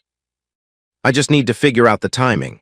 Victor's jaw clenched so hard a tooth ached. Then Marcus laughed, a low, private chuckle. "Your husband hasn't got a clue, does he? Poor guy's probably sitting at home right now thinking about beer and football." Sabrina's laugh was nervous, uncomfortable, but she didn't correct him. She didn't defend Victor. She just let it hang there, the mockery, the dismissal, the casual cruelty of two people who decided he was furniture. Victor hung up the phone with the care of a man defusing a bomb. He stood in the dark kitchen, barefoot on cold linoleum, and felt the last thread of sentimentality inside him burn to ash. He wouldn't use the call in court. Spencer had been clear about that. Listening on an extension was a gray area. Technically, Victor was on the same phone line, but he wasn't part of the conversation, and a judge might not look kindly on it. It didn't matter. The call wasn't for the lawyers. It was for him. Back in the spare room under the single desk lamp, Victor sat with the notebook open and wrote down everything he'd heard. The words blurred slightly, but his hand was steady. When he finished, he looked at the wall above the desk. Lily's drawing smiled back at him, Mommy and the nice man, holding hands by the pool, surrounded by wobbly red flowers. "Just a little longer," Victor whispered to the empty room. "Justice is coming." The letters found Victor on a Thursday afternoon in late October, the way most terrible things find people, by accident, at the worst possible moment, in a form that can never be unseen. Sabrina was napping on the living room couch. She'd come home from a shift at a temp agency where she'd recently started picking up bookkeeping work. Her hours at the catering company had quietly dried up. though she hadn't explained why and Victor hadn't asked. She'd kicked off her shoes, pulled the Afghan over her legs, and fallen asleep with the television murmuring a rerun of unsolved mysteries. The irony was almost too much. Victor was in the kitchen making peanut butter sandwiches for the kids when he noticed Sabrina's purse hanging open on the back of a kitchen chair. The zipper of the inner pocket was undone, and the corner of something cream-colored was poking out, the edge of an envelope, or maybe thick stationery. He looked at the sleeping form on the couch. He looked at the purse. His hand moved before his conscience could stop it. The bundle was held together with a rubber band, 5 or 6 sheets of cream-colored paper, folded in thirds, the kind of stationery you'd buy at a Hallmark store. And tucked inside the first fold, a Polaroid. Victor pulled the Polaroid out first. The picture hit him like a physical blow. Sabrina sitting on a motel bed wearing a white bathrobe with the sash loosely tied. Her hair was down and tousled. She was laughing at whoever held the camera. Beside her, one arm draped casually around her waist, sat Marcus Everett. He was smiling too, relaxed, proprietary, the smile of a man who felt he belonged there. The bed was rumpled. A half-empty bottle of wine sat on the nightstand. There was nothing explicit in the photo, but there didn't need to be. The intimacy radiated from every detail, the way Sabrina leaned into Marcus's side, the way his fingers rested on her hip, the way the light caught the sheen of her bare collarbone above the robe's neckline. This was not a picture of colleagues. This was not a picture of friends. Victor set the Polaroid face down on the counter and unfolded the letters. Marcus's handwriting was sloped and confident, the kind of penmanship that suggested he'd practiced looking effortless. The letters weren't dated in order, but the most recent one was on top. He didn't read them word for word. He couldn't. His eyes skipped across the cream paper, catching fragments that landed like shrapnel. That weekend at the lodge, waking up with you, watching you in the morning light through the cabin window, I keep replaying it. I'm ready whenever you are. I've been looking at places in Cincinnati, maybe Indianapolis. We could start the business we talked about. Everett and Caldwell Catering, or whatever name you want, a fresh start. I know you're scared, I know leaving him feels impossible, but you deserve more than what you have, Sabrina. You deserve someone who sees you. Victor's hands were shaking so hard the paper rustled. A fresh start. Everett and Caldwell Catering. Marcus was planning a business, a life with Victor's wife. He was planning to take her to another city, away from the kids, away from everything, and build a future on the wreckage of Victor's family. The last letter in the stack was different. The handwriting was Sabrina's, her small, looping script that Victor knew from a decade of grocery lists and birthday cards and love notes left on his pillow. It appeared to be a draft or a copy of something she'd sent. It was addressed to Marcus. I'm tired of living a double life. I can't keep doing this, pretending everything is fine at home when my heart is somewhere else. After the holidays, I'm going to tell him. I don't know how, but I will. You're my future, Marcus. I just need a little more time. After the holidays. She was going to tell him after the holidays, which meant she planned to sit across from him at Thanksgiving dinner, to smile while Lily opened Christmas presents, to ring in the new year in this house, in this family, all while knowing she was going to blow it apart in January. Victor set the letter down on the kitchen counter. His vision was swimming, and for a terrible moment he thought he might throw up right there beside the peanut butter sandwiches. Then he found the note to Kelsey. It was tucked between 2 of Marcus's letters, a single page in Sabrina's hand, apparently unsent or a copy kept for her records. Kels, thank you for doing this for me. I know it's a lot to ask, and I know you're putting yourself on the line. Once Marcus and I are settled, I'll never forget what you did for me. You're the best friend anyone could have. The best friend anyone could have. The phrase turned Victor's stomach. Sabrina had recruited her best friend into a conspiracy to destroy her own marriage, and she'd written a thank you note about it. Like Kelsey had helped her move a couch, not helped her commit the central betrayal of their family. Victor folded the letters back together. He slid the Polaroid inside. He replaced the rubber band and put the bundle in the breast pocket of his flannel shirt, over his heart, though the heart underneath felt like something that had been dropped from a great height onto concrete. On the couch, Sabrina stirred in her sleep. She pulled the Afghan tighter and murmured something unintelligible. Her face, in the gray light of the television, looked young and troubled. For one terrible, fleeting instant, Victor saw the girl he'd met at the Ohio State Fair in 1986.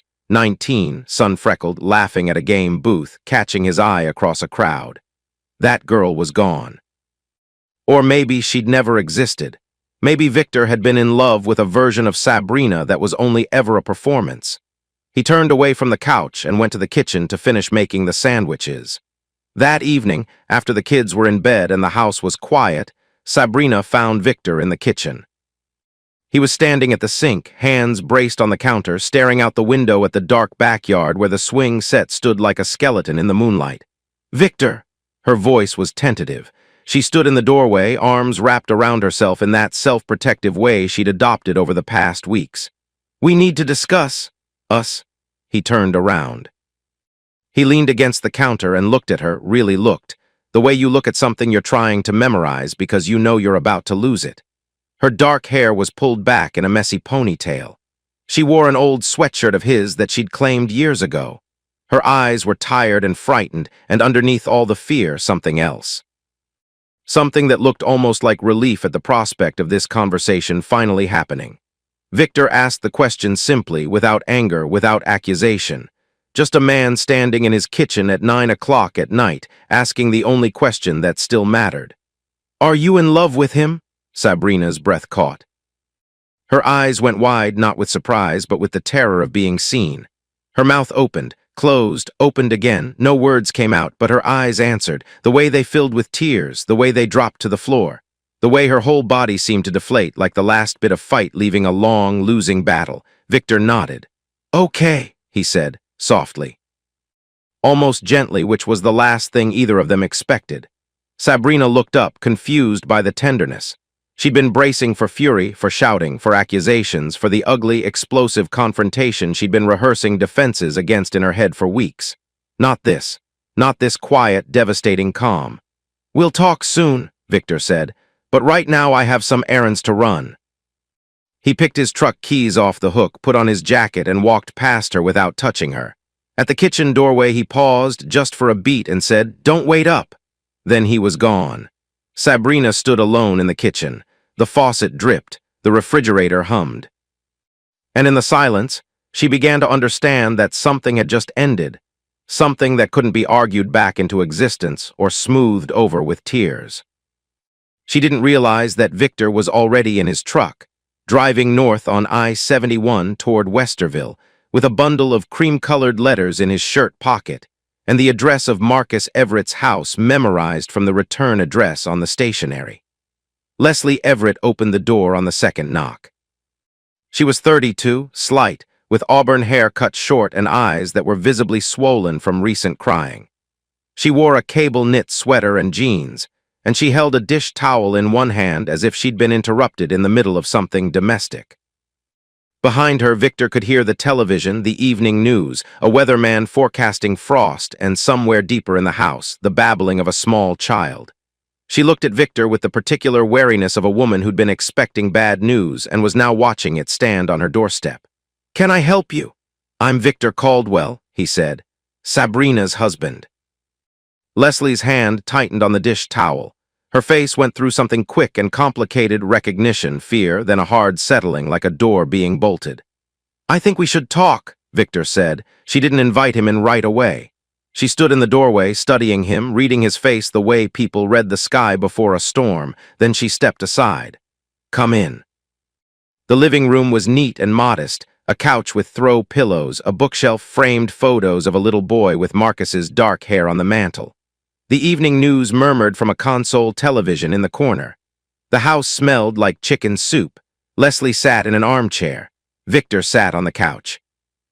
They faced each other across a coffee table with a half-finished jigsaw puzzle that was clearly her distraction of choice during lonely evenings. "I found something in Marcus's jacket 3 days ago," Leslie said, before Victor could start. Her voice was controlled but fragile, like a glass held together with tape. "A scrap of paper." Someone's phone number with the letter S and a little heart drawn next to it. When I asked him about it, he said it was a client's. He looked me in the eye and said it was a client's number.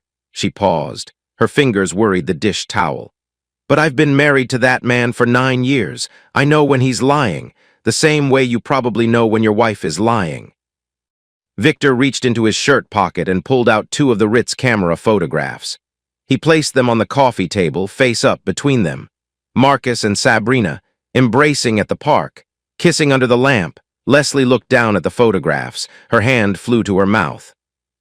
A sound escaped, not a scream, not a word, just a raw, involuntary noise from somewhere deep in her chest, the sound of something breaking that was supposed to hold. "I'm sorry," Victor said, and he meant it. Not because it was his fault, but because he knew exactly what she was feeling in that moment, the awful, clarifying agony of seeing the truth you already suspected confirmed in full color on glossy paper. Leslie picked up one of the photographs with trembling fingers. She stared at it for a long time. Then she set it down very carefully and looked at Victor. "How long?" "Months. At least since the summer, probably longer. I have more evidence, letters, bank records, an odometer log. She's been planning to leave me. And from what I've read, he's been planning to leave with her." Leslie let out a breath that was half laugh, half sob. "Of course he has, the late nights, the conferences. The business trip to Cleveland last month that I called the hotel and they had no reservation under his name." She pressed the dish towel against her eyes. "I told myself I was being paranoid. I told myself, don't be that wife." "I told myself the same thing," Victor said quietly, "that I was being jealous, that I was imagining it, that I was the problem." They sat in that shared recognition for a moment, two strangers in a living room in Westerville, bound by the same wound, understanding each other in a way that nobody else in their lives could. "What are you going to do?" Leslie asked. "I'm filing for divorce. I have a lawyer, I have evidence, but before the lawyers take over," Victor leaned forward, elbows on his knees. "I want them to face it, both of them, together. I want to look Sabrina in the eye and show her everything I know, and I want Marcus to watch it happen. I don't want them to have the luxury of separate lies." Leslie wiped her eyes. Something shifted in her expression, from grief to something harder, something with teeth. "What did you have in mind?" They talked for over an hour. Victor showed her photocopies of the evidence. Leslie shared her own observations, Marcus's new cologne, the receipts she'd found crumpled in his work pants for restaurants they'd never been to together, the way he'd started going to the gym 3 times a week after years of letting his membership lapse. "He bought new underwear," Leslie said, with a bitter laugh that had no humor in it. 38 years old and suddenly cares about his underwear. That should have been my first clue. By the end, they had the shape of a plan. "There's a restaurant in German Village," Leslie said. "The refectory, Marcus loves it. He's been trying to get me to go there for our anniversary. They have private dining rooms." "Private rooms are good," Victor said. "No audience for the scene. No innocent bystanders.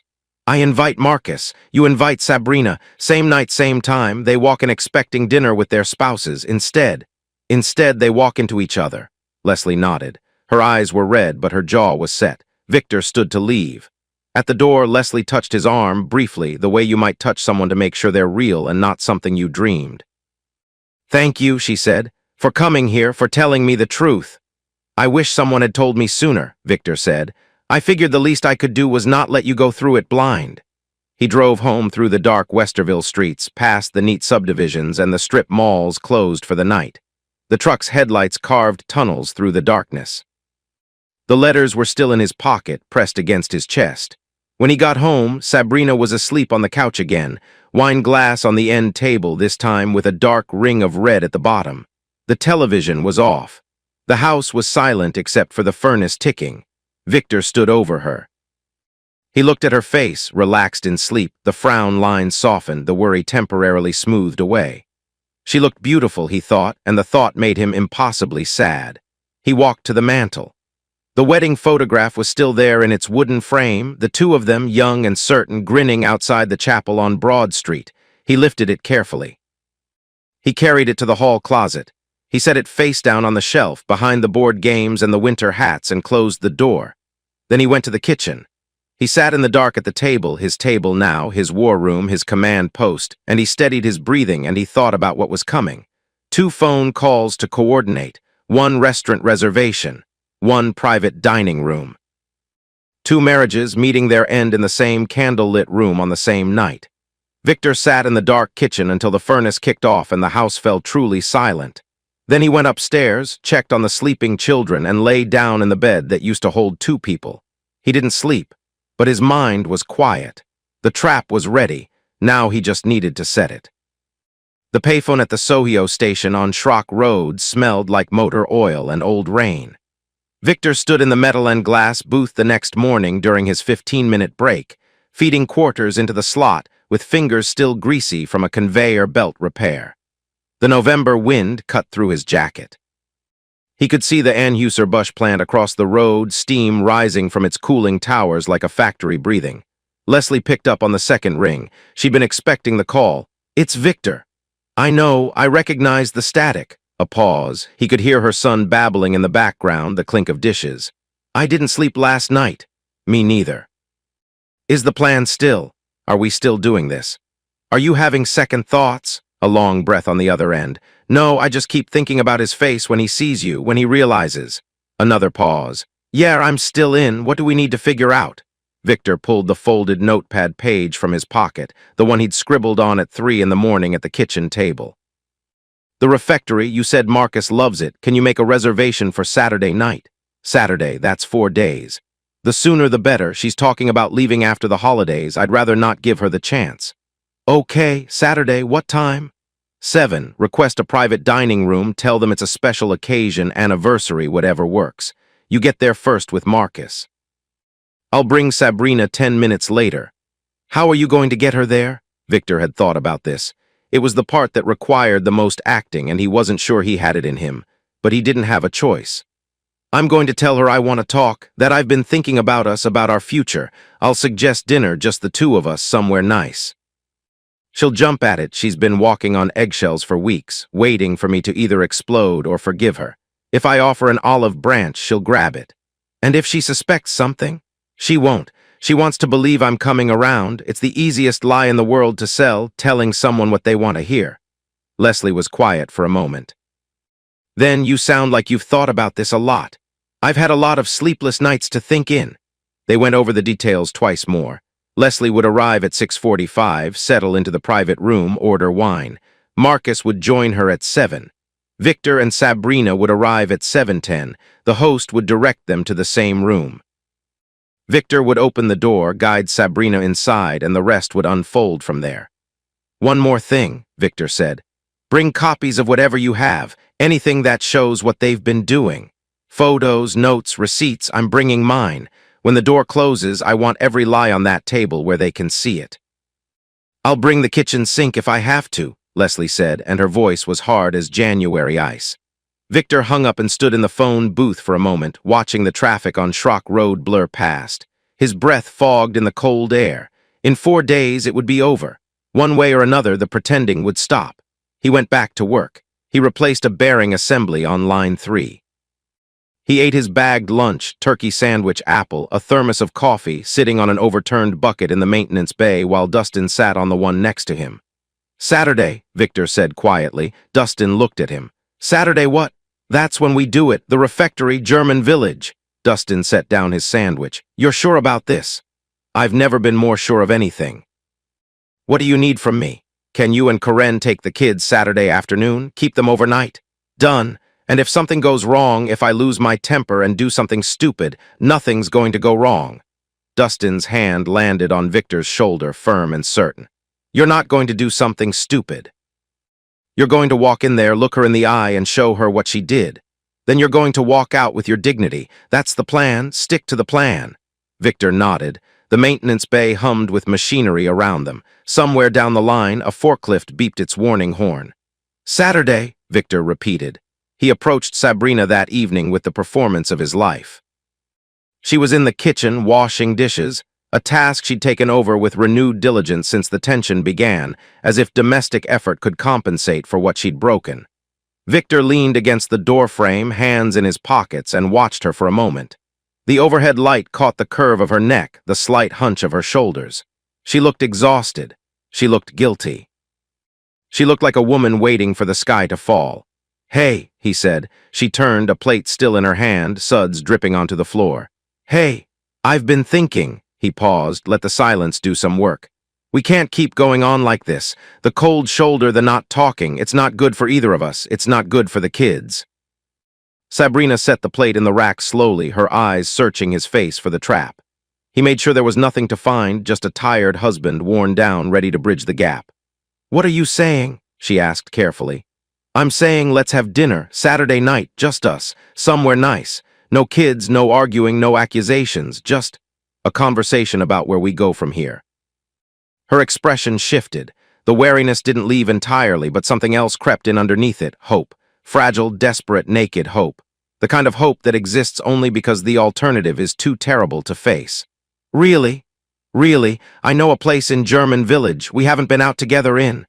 He trailed off, letting the silence fill with shared memory. "Months," Sabrina finished. "It's been months. So let's fix that Saturday at 7. Her chin trembled. She pressed her lips together, holding back something, tears, words, the confession that would have changed everything if it had come 3 months earlier. Then she nodded. "Okay," she whispered. "Saturday." Victor pushed off the door frame. He crossed the kitchen, and in a gesture that cost him more than she would ever understand, he put his hand on her shoulder and gave it a gentle squeeze. "It's going to be okay," he said. The lie tasted like ash, but she believed it. He could see it in her eyes, the relief, the gratitude, the desperate clinging to the possibility that maybe, this nightmare was ending and her husband was choosing to forgive. He left her standing at the sink and went upstairs. In the bathroom, he locked the door, turned on the faucet, and gripped the edges of the sink until his knuckles went white. His reflection stared back at him from the mirror, hollow-eyed, jaw set, the face of a man doing something he couldn't undo. 4 days. Then the truth. Then the consequences. Then whatever came after. He splashed cold water on his face and went to check on the kids. The days that followed moved with the strange, elastic quality of time before a reckoning. Everything felt simultaneously too fast and unbearably slow. Wednesday, Victor called Spencer from the plant's break room phone and informed him about Saturday. Spencer advised caution. "Don't make threats, don't get physical, don't say anything you wouldn't want repeated in a courtroom," and reminded Victor that the confrontation was for emotional closure, not legal strategy. The legal battle would be fought with paperwork, not dinner plates. Thursday, Leslie called the Sohio payphone at the prearranged time, noon, and confirmed the reservation. Private room, table for 4, though the restaurant thought it was for 2. She'd told them it was her anniversary. "How are you holding up?" Victor asked. "I threw up this morning," Leslie said flatly. "So great. We can call it off. There's no shame in. Don't you dare. I've spent 3 days rehearsing what I'm going to say to that man. If I don't do this now, I'll lose my nerve and spend the next 10 years wondering."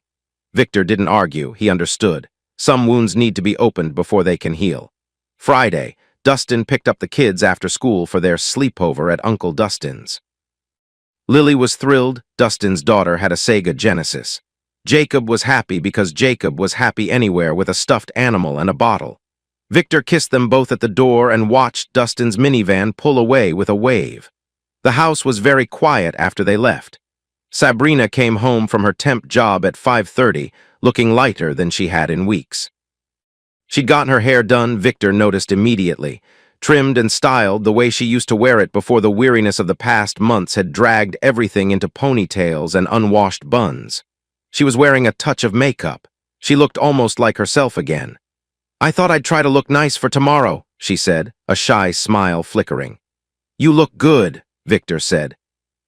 It was true, and that's what made it terrible. Saturday arrived the way all dreaded days arrive, gray and ordinary, indifferent to the human catastrophe it was carrying. Victor spent the morning doing laundry. He cleaned the bathroom. He paid 2 bills at the kitchen table and balanced the checkbook. Normal things, routine things. The activities of a man who was absolutely not planning to detonate his marriage in approximately 9 hours. At 4 o'clock, he went upstairs and opened the closet. His suits hung in a row, all 2 of them. One was a charcoal gray he'd bought for job interviews that never materialized. The other was dark navy, almost black with faint pinstripes. He'd worn it exactly once. September 14, 1985. The chapel on Broad Street. Sabrina in white, both of them 25 and invincible. He put on the wedding suit. It still fit, Though it was tighter across the shoulders now, 15 years of factory work had added muscle his 25-year-old self hadn't carried. He adjusted the tie in the bathroom mirror.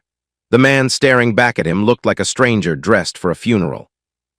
Maybe that's what this was. Sabrina appeared in the bathroom doorway at 6:15. She was wearing a blue dress, new, probably purchased during one of those errand trips that the odometer log so faithfully documented, and a silver necklace that caught the light. She looked beautiful and nervous and completely unaware that she was walking into the last evening of her marriage. "You wore your wedding suit," she said softly.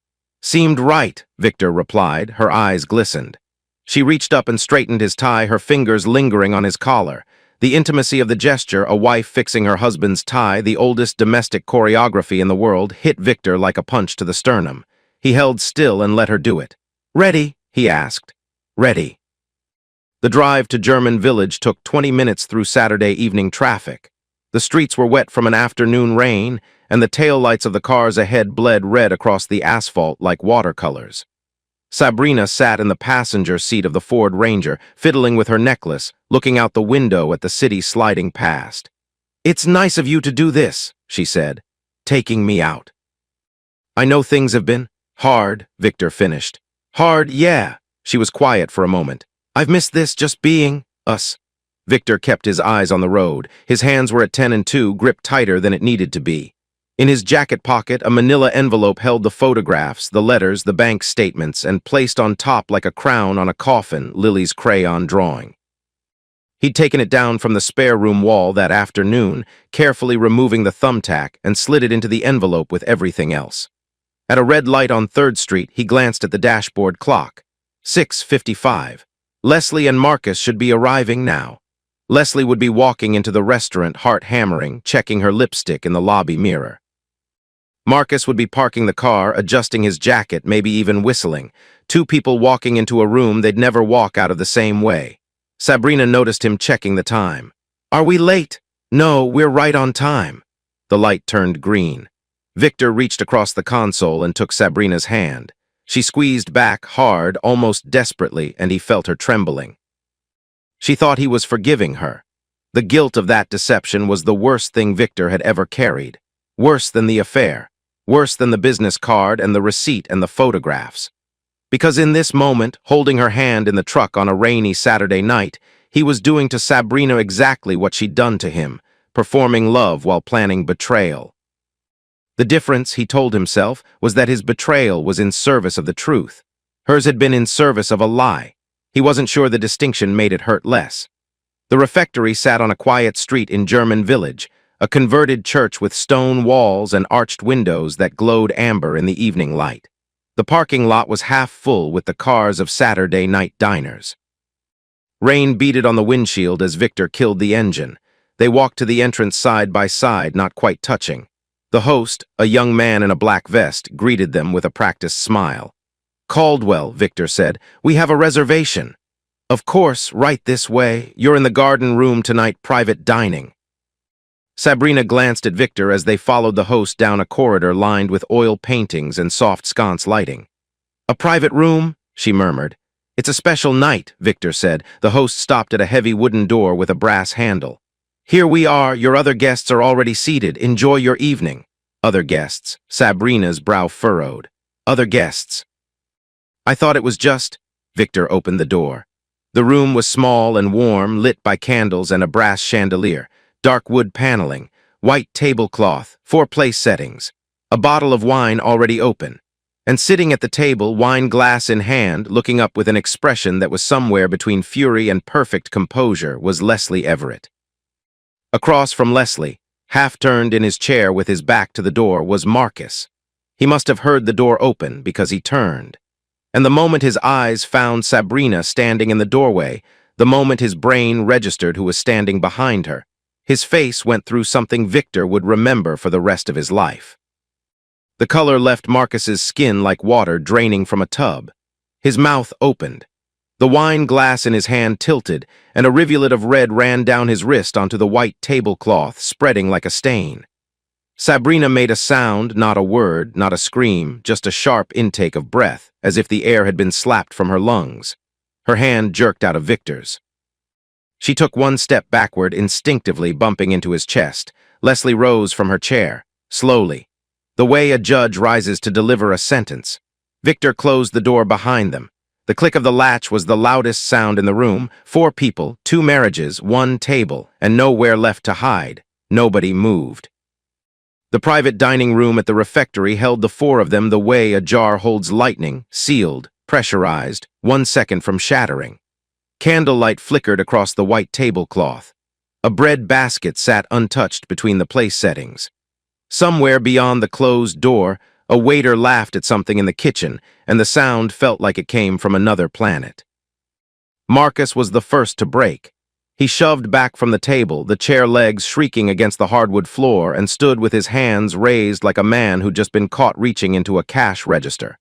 "Leslie, this isn't I can explain." "Sit down," Leslie said. She didn't shout. She barely raised her voice. But something in the way she said it, flat, final, loaded with months of swallowed suspicion, made Marcus drop back into his chair like his strings had been cut. Victor stepped past Sabrina into the room. He could feel her behind him, frozen in the doorway, her breathing shallow and rapid. "Surprise," Victor said quietly. The word hung in the candle-lit air. He watched it land on Marcus, watched the man's tanned face go the color of old paste, and then on Sabrina, whose eyes were darting between the 3 of them like a cornered animal calculating exits. There were no exits. Leslie moved first. She reached beneath the table and lifted a manila folder, thick, heavy with the weight of proof, and slammed it onto the tablecloth hard enough to rattle the wine glasses. Photographs spilled across the white linen. Photocopied letters, bank statements with highlighted lines. And there, sliding to the top of the pile like it had been waiting for this moment since the day it was drawn, was a sheet of construction paper covered in crayon. Lily's drawing. Mommy and the nice man holding hands by the pool. Sabrina saw it. Her hand flew to her mouth. "How could you?" Leslie's voice cracked on the 3rd word, but she held herself together through sheer will. She was looking at Marcus the way you look at a stranger who's just walked into your house and sat in your chair. 9 years, Marcus, and our son, you left me home with our son night after night while you were. Leslie, please, don't." She held up one hand. "Don't you dare say my name like that, like I'm the one being unreasonable." Marcus closed his mouth. His jaw worked, but nothing came out. Victor turned to Sabrina. She hadn't moved from the doorway. Tears were streaming down her face, cutting lines through her makeup, and her shoulders were shaking with the effort of holding herself together. "I'm so sorry," she whispered. "Victor, I'm so sorry. I didn't mean to. I was confused. Was it worth it?" The question came out quiet, controlled. The voice of a man who'd spent weeks rehearsing this moment and discovered that when it arrived, the anger wasn't hot anymore. It was cold, surgical. "Was it worth it, Sabrina, throwing away our family for him? I never wanted to break up our family. Our daughter drew a stranger holding your hand." Victor picked up the photograph from the park, Sabrina and Marcus embracing under the lamp at Blacklick Woods, and placed it on the table in front of her. "You let our 6-year-old see pictures of this man. You told her he played a fun game with you, and you missed her birthday to be with him." Sabrina's legs buckled. She caught herself on the back of a chair, gripping it with both hands, and the sound that came out of her was raw, half sob, half moan, the sound of someone watching a building collapse that they set on fire. "I made a mistake. You made a plan." Victor's voice rose for the first time, and the crack in it was worse than shouting. "I read the letters, Sabrina, Cincinnati, Indianapolis. A new business, a new life. You were going to leave after the holidays and take everything, and just walk away." Sabrina shook her head. I didn't know what You wrote it down." He pointed at the photocopied letter in the pile, her handwriting, cream stationery, tired of living a double life. "Your own words." The room went silent except for Sabrina's crying and the muffled clink of silverware from the main dining room beyond the wall. Marcus sat rigid in his chair, staring at the table, his face a mask of shame and barely suppressed panic. Then Sabrina said something that Victor wasn't prepared for. "You never paid attention to me." Her voice was different now, not apologetic, not pleading. Raw. Angry, broken open in a way that felt involuntary, like a wound that splits when you press it. "You came home and sat in front of that TV every night. You never asked how I was. You never talked to me, really talked. I could have been furniture, Victor. I could have disappeared and you wouldn't have noticed for a week." The words landed like a slap. Victor felt something shift inside him, not agreement, not forgiveness, but a pang, a recognition, because buried under the rage and the betrayal there was a splinter of truth in what she said, and they both knew it. He fired back, but his voice was rougher now, less certain. "So it's my fault. I worked double shifts at that plant for us, for you and the kids.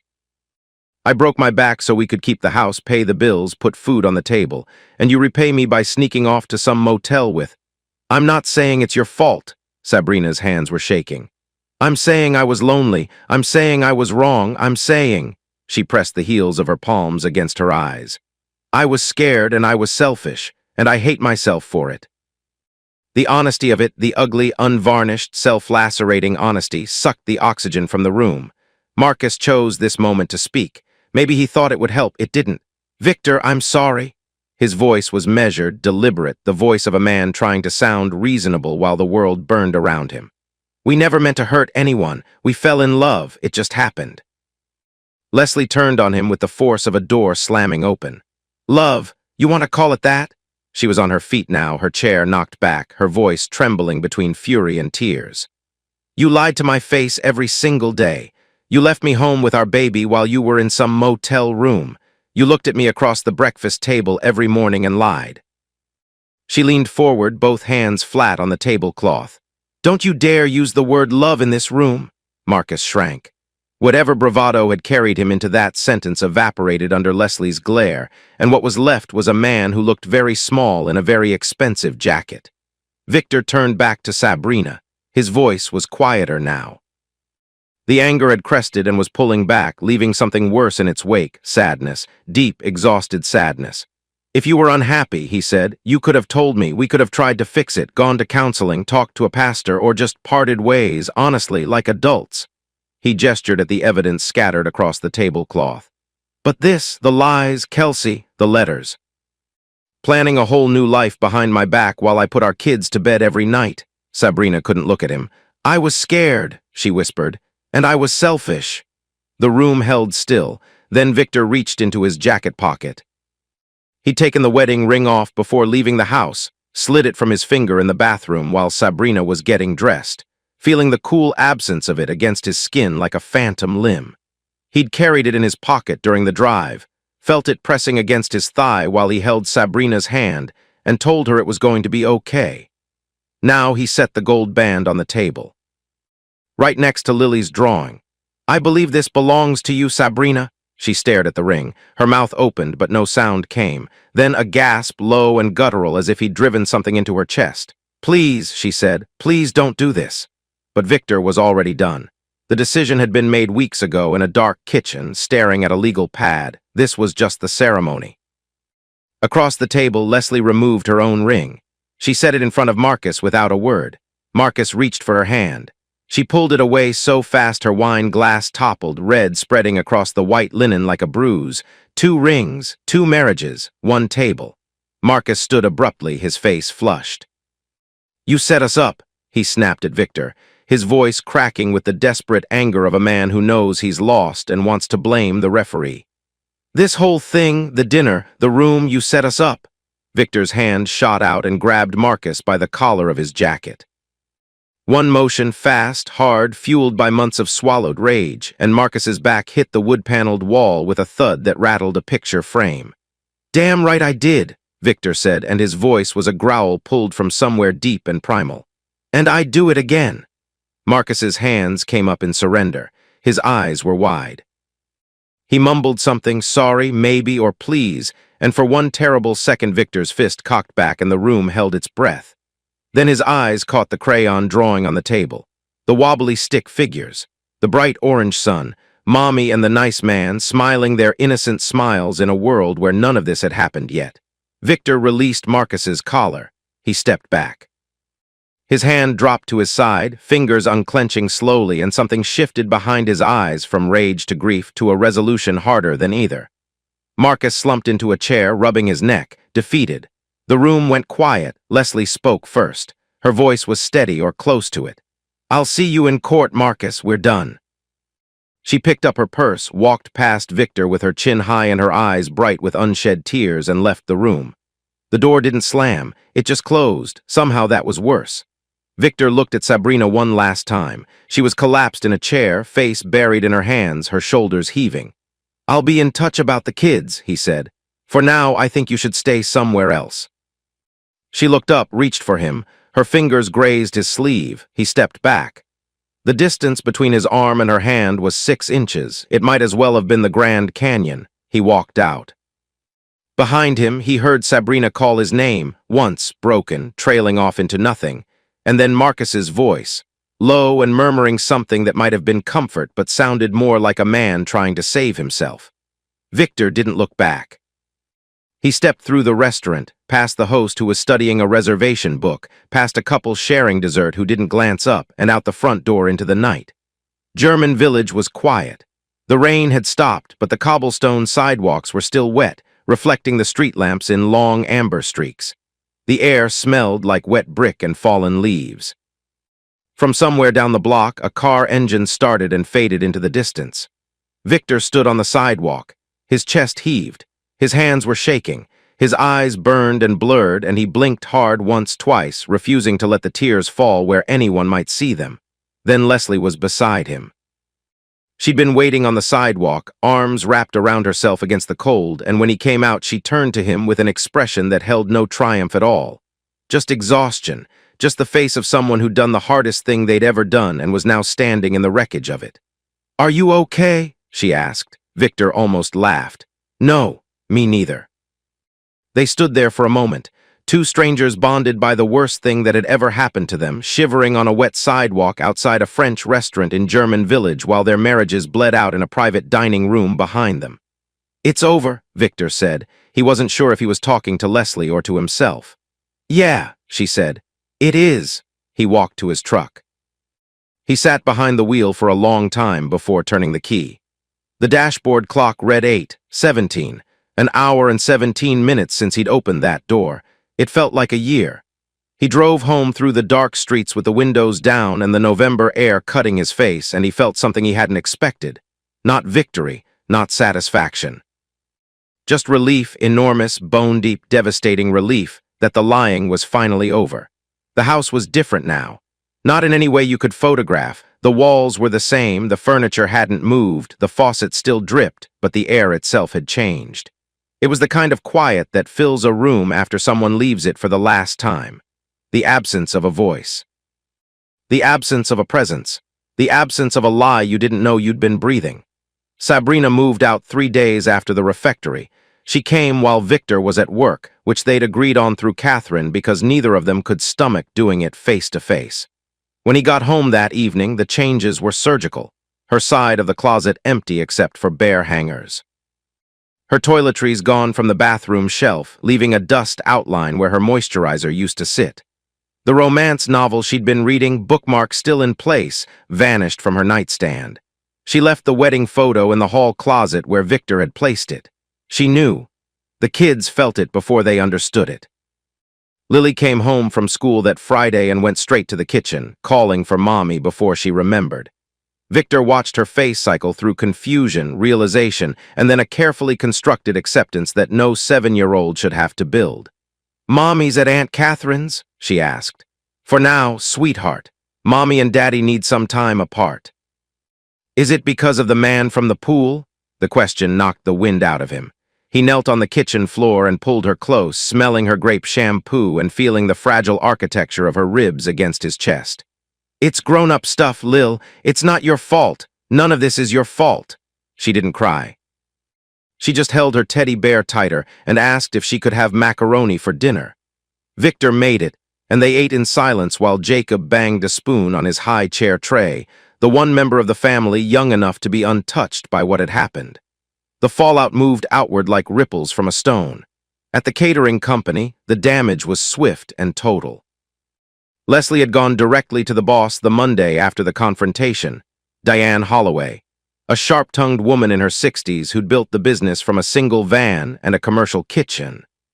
Leslie sat across from Diane's desk and told her everything, calmly, completely, with the composure of someone who'd rehearsed the speech while staring at the ceiling at 3 in the morning. Marcus was asked to resign by the end of the week. Diane didn't make a scene, she was too professional for that, but the message was clear. An affair between a senior coordinator and a junior employee was a liability she wouldn't carry. Sabrina lasted 4 more days.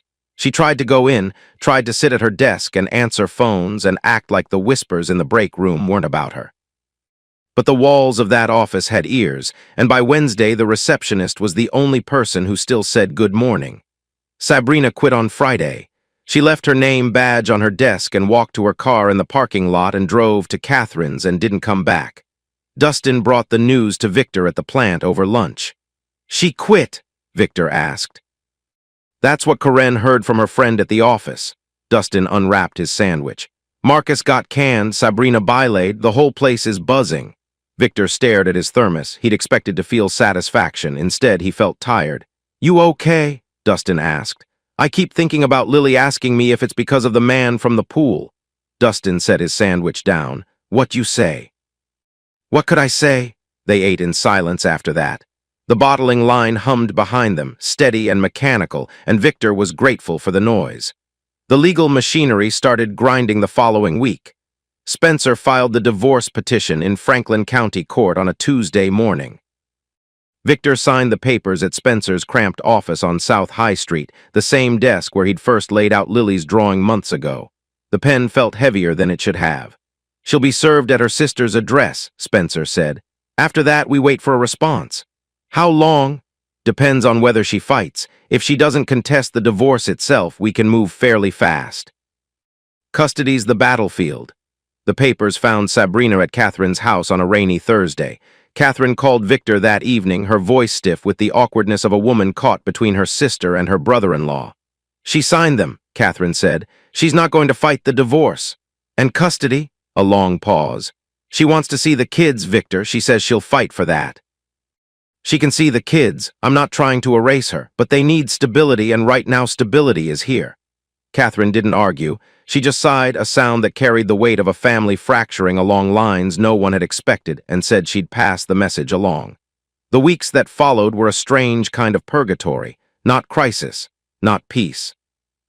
Just the numb, exhausting work of living inside an aftermath. Victor built a routine because routines were the only things that didn't lie. Wake at 6. Coffee. Pack lunches, peanut butter for Lily, applesauce for Jacob. Drive Lily to school. Drop Jacob at daycare. Punch in at the plant by 8. Work. Pick up the kids. Cook dinner. Homework. Bath time. Stories. Bed. Repeat. Some nights after the house was dark and the kids were asleep, the routine failed him. He'd sit in the living room with the television off and the lamp on, flipping through the old family photo album that Sabrina hadn't taken. The two of them at Cedar Point, sunburned and laughing. Lily's first birthday, frosting on her chin. A Christmas morning in this very living room, wrapping paper everywhere, Jacob asleep in Sabrina's arms. He'd close the album and sit in the quiet and wonder if any of it had been real, or if the whole marriage had been a performance, and he'd been the only one in the audience who didn't know the actors were just pretending.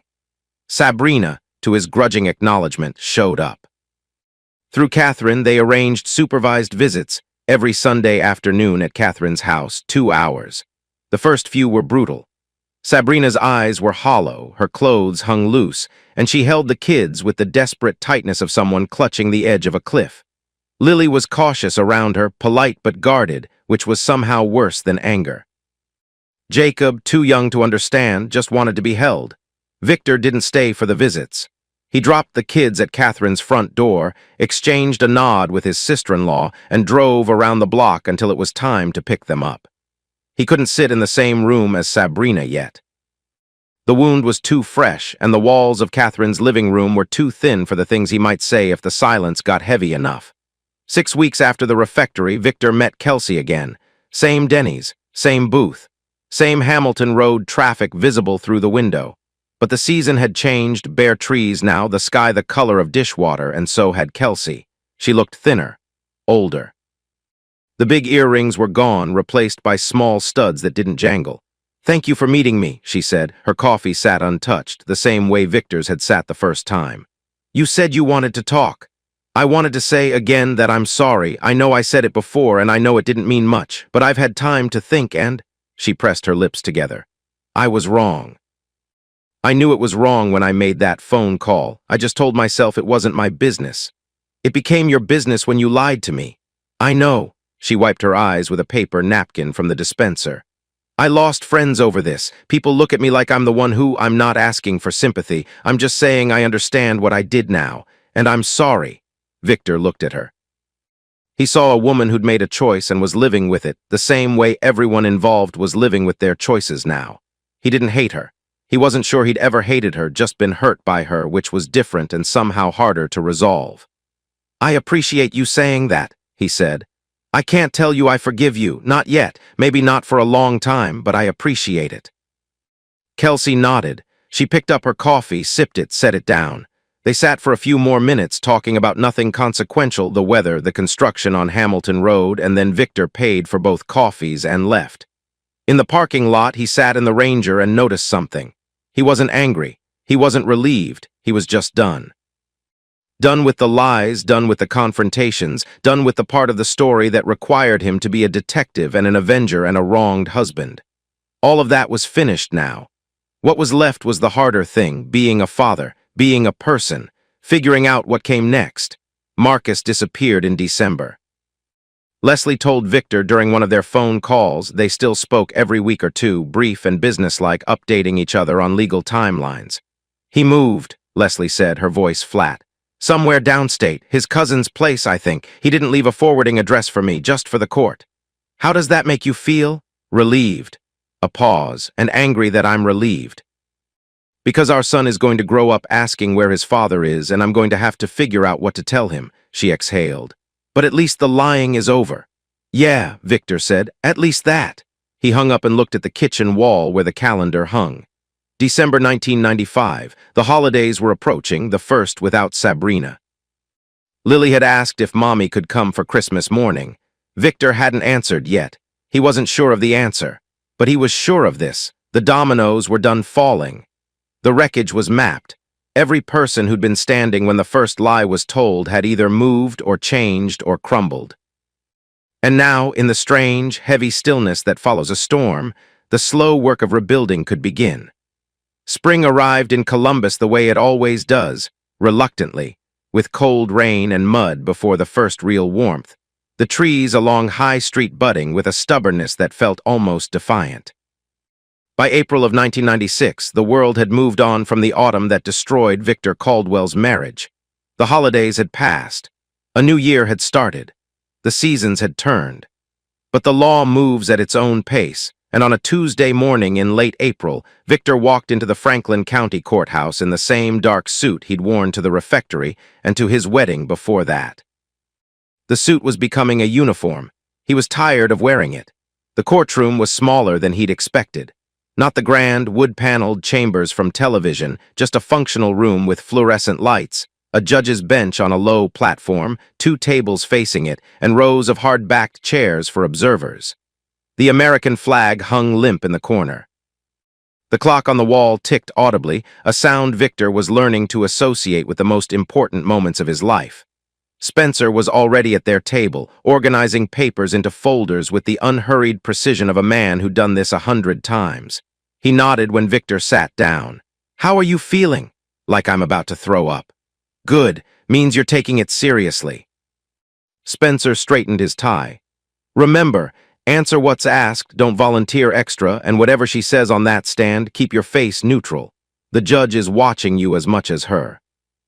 Across the aisle, Sabrina sat with her attorney, a young woman from legal aid named Donna Briggs who looked like she'd passed the bar about 15 minutes ago, but had sharp eyes and a set jaw that suggested she wouldn't be a pushover. Sabrina herself was almost unrecognizable from the woman who'd packed a suitcase with cocktail dresses 6 months ago. She was thin, pale. Her hands, folded in her lap, were still. She wore a gray blouse and dark slacks, no jewelry except a thin silver chain around her neck. She looked like someone who'd been through a fire and was still deciding whether she'd survived it. Their eyes met across the aisle. Victor felt something buckle in his chest, not anger, not love, but the heavy recognition of shared history. 10 years. 2 children, 1,000 dinners at the same table. All of it had come down to this room, these fluorescent lights, this clock ticking on the wall. Sabrina looked away first. Judge Margaret Thompson entered at 9:15. Mid-50s, silver-haired, with the kind of face that had seen too much to be shocked by anything and too much to suffer fools. She settled into her chair, put on her reading glasses, and opened the case file without ceremony. The proceedings were businesslike. Spencer presented Victor's case with methodical precision. The evidence of the affair, photographs, receipts, the documented pattern of deception. Sabrina's voluntary departure from the home. Victor's sole caregiving in the months since, supported by employment records and school documentation for Lily. Donna Briggs countered with what she had, which wasn't much but wasn't nothing. Sabrina's admission and cooperation, her consistent attendance at supervised visitation, her enrollment in a parenting class offered through legal aid, and her ongoing search for employment and stable housing. Then came the witnesses. Travis Caldwell took the stand first. Victor's older brother, 40, steady, with the patient demeanor of a man who'd spent 20 years delivering mail in all weather, described the night Victor had arrived at his door with 2 sleeping children and a face that looked like it had been carved from stone. "He didn't say much that night," Travis said. "He just held the kids and asked if they could stay. I've never seen my brother like that, never. But the next morning he was up before dawn making breakfast for them. He hasn't stopped since." Travis described Victor's routine, the school lunches, the bedtime stories, the way Lily had flourished in first grade under Victor's care. "She made the honor roll," Travis said, and for the first time in the proceedings, Victor felt his eyes sting. Donna Briggs cross-examined briefly but gently. She wasn't trying to tear down Victor, just established that Sabrina also loved her children. "Would you say Mrs. Caldwell is a good mother?" she asked Travis. Travis paused, looked at Sabrina, looked at Victor. "I think she loves those kids," he said carefully. "But love and judgment are 2 different things." The courtroom was quiet after that. Then Sabrina took the stand. She walked to the witness chair with the careful steps of someone crossing ice, sat down, and folded her hands the way her lawyer had probably coached her to. But when she spoke, the coaching fell away. What came out was raw.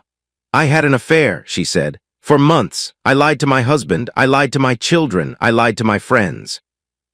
I destroyed our family because I was selfish and scared and too much of a coward to either fix what was broken or leave honestly." She took a breath. "I'm not here to make excuses. There are no excuses." Victor watched her from across the aisle. Her voice was steady, but her hands were shaking in her lap. "I know I failed as a wife," Sabrina continued. "I know that, and I'll carry it for the rest of my life, but I'm begging, please don't cut me out of my children's lives because of it." Her voice cracked. She pressed her fingers to her lips for a moment, then lowered them. "I'm their mother. I know I haven't earned the right to say that lately, but I'm trying to be better. And I will spend every day for the rest of my life making it up to them if I'm given the chance." The courtroom was silent. The fluorescent lights hummed. Victor swallowed hard. He'd expected this. Spencer had warned him she'd be sympathetic on the stand, but expecting it and sitting through it were different things. Because the woman up there, trembling and broken and asking for mercy, was the same woman who'd sung Lily to sleep every night for 6 years. The same woman who'd held his hand in the delivery room. The same woman who'd danced with him in the kitchen to a song on the radio, barefoot on the linoleum, laughing at nothing. She was also the woman who'd lied to him for months and planned to leave him after the holidays. Both things were true. That was the part that made it impossible. Judge Thompson called a 15-minute recess. Victor went to the men's room and splashed water on his face. Spencer found him there. "You're doing fine," Spencer said. "She's going to lose custody because of me. She's going to have reduced custody because of her choices. There's a difference." Victor dried his face with a paper towel that smelled like industrial soap.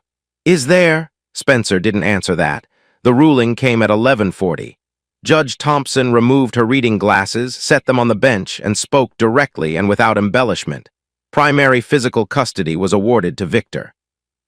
The children would remain in the family home in Whitehall to maintain stability. Sabrina was granted visitation every other weekend and one evening midweek, with the arrangement subject to review in 12 months. The marital assets, modest savings, the house, the two cars, were divided with Victor retaining the home. Sabrina received a smaller share, the court noting her voluntary departure from employment and her contribution to the dissolution of the marriage. The divorce was granted on grounds of adultery. The gavel fell. The sound was small and wooden and final. Victor sat at the table and felt the world rearrange itself. He was divorced. He had his children. He had his house. He had won. So why did it feel like standing in an empty room where something precious had just been removed? Outside, on the courthouse steps, the April air was cool and bright. Traffic moved along High Street below. A man in a suit hurried past with a briefcase. Pigeons circled the ledge above the entrance. Sabrina appeared beside him. She stood a few feet away, clutching her purse strap with both hands, her eyes red but dry. She'd run out of tears somewhere in the courtroom. "Thank you," she said, "for not shutting me out." Victor nodded. His hands were in his jacket pockets. He could feel the phantom weight of the wedding ring he no longer wore. "I'm going to find an apartment," Sabrina said, "somewhere in Reynoldsburg. Close enough to see them." She paused. "I'm going to get it together, Victor, I promise. I hope you do, for the kids' sake." A long silence. Other people moved around them, lawyers, clerks, litigants with their own fractures, and none of them noticed two people standing on the steps of a courthouse trying to figure out how to say goodbye to 10 years. "I'm sorry," Sabrina said. "For everything, I know I don't deserve forgiveness." Victor looked at her, the girl from the state fair, the bride at the chapel, the mother in the delivery room, the woman who lied. "I can't forgive you now," he said. "Maybe not for a long time, but I appreciate the apology." He meant it, every word. Sabrina reached out, maybe to shake his hand, maybe to touch his arm, then stopped herself. She gave a small, sad wave, the kind a child gives from the back window of a car pulling away. Then she turned and walked down the steps toward a waiting car. Victor watched her go. He exhaled a breath that felt like it had been trapped inside his chest for 6 months. Then he walked to his truck, drove home, picked up his kids from Travis's house, and made them dinner. Spaghetti. Lily's favorite. The divorce papers arrived by mail the following week.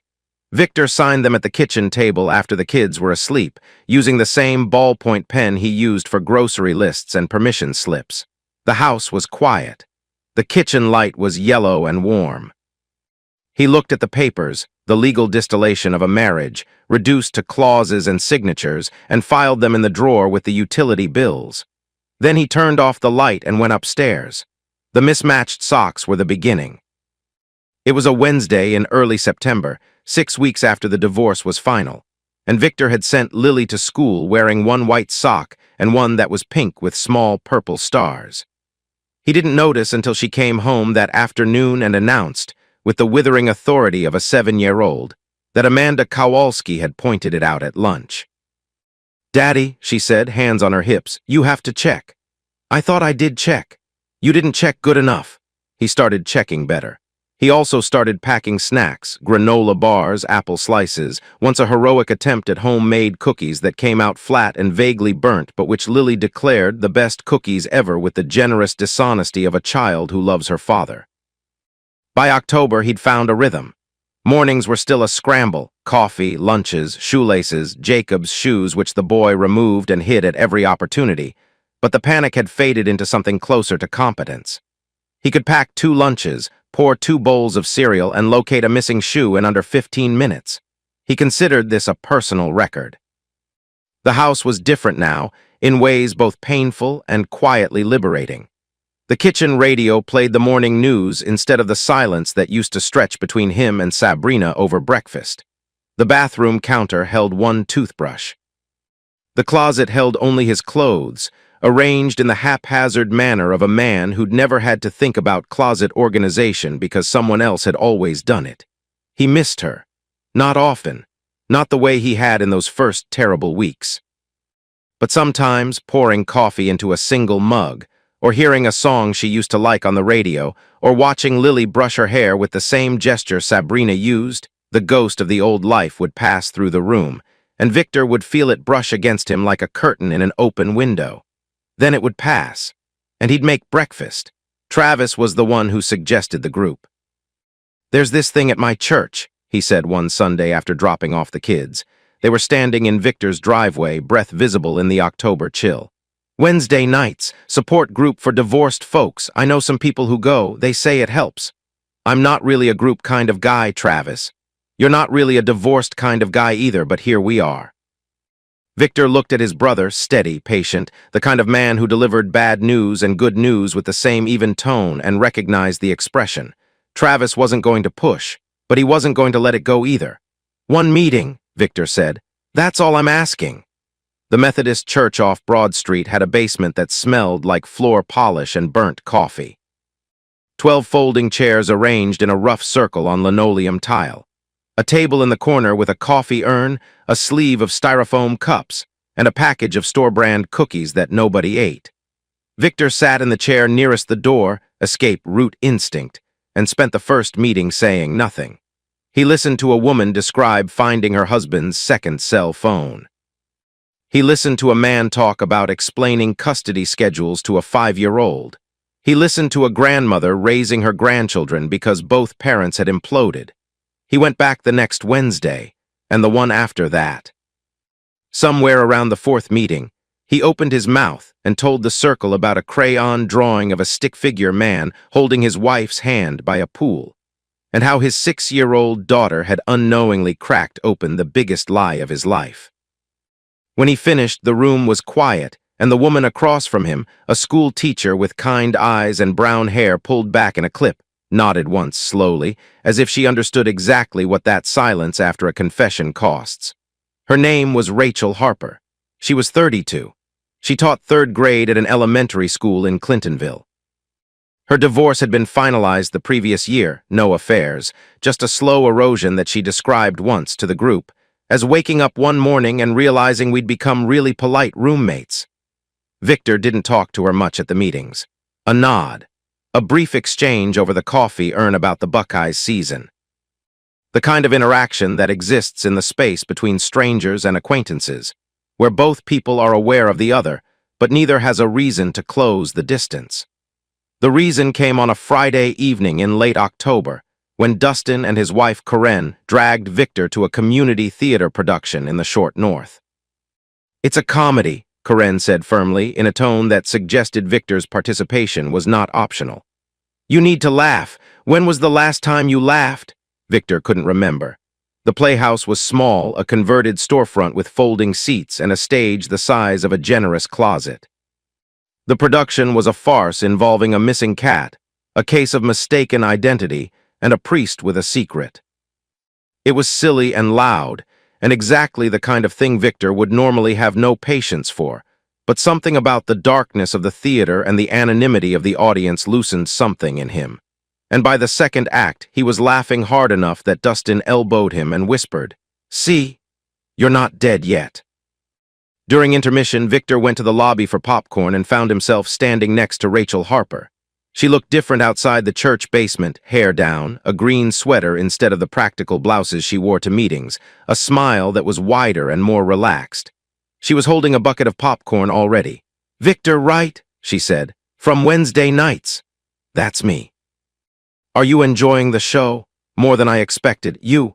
"I've seen it twice. My friend's in it. She plays the nun." Rachel laughed. "She's terrible, but I keep coming."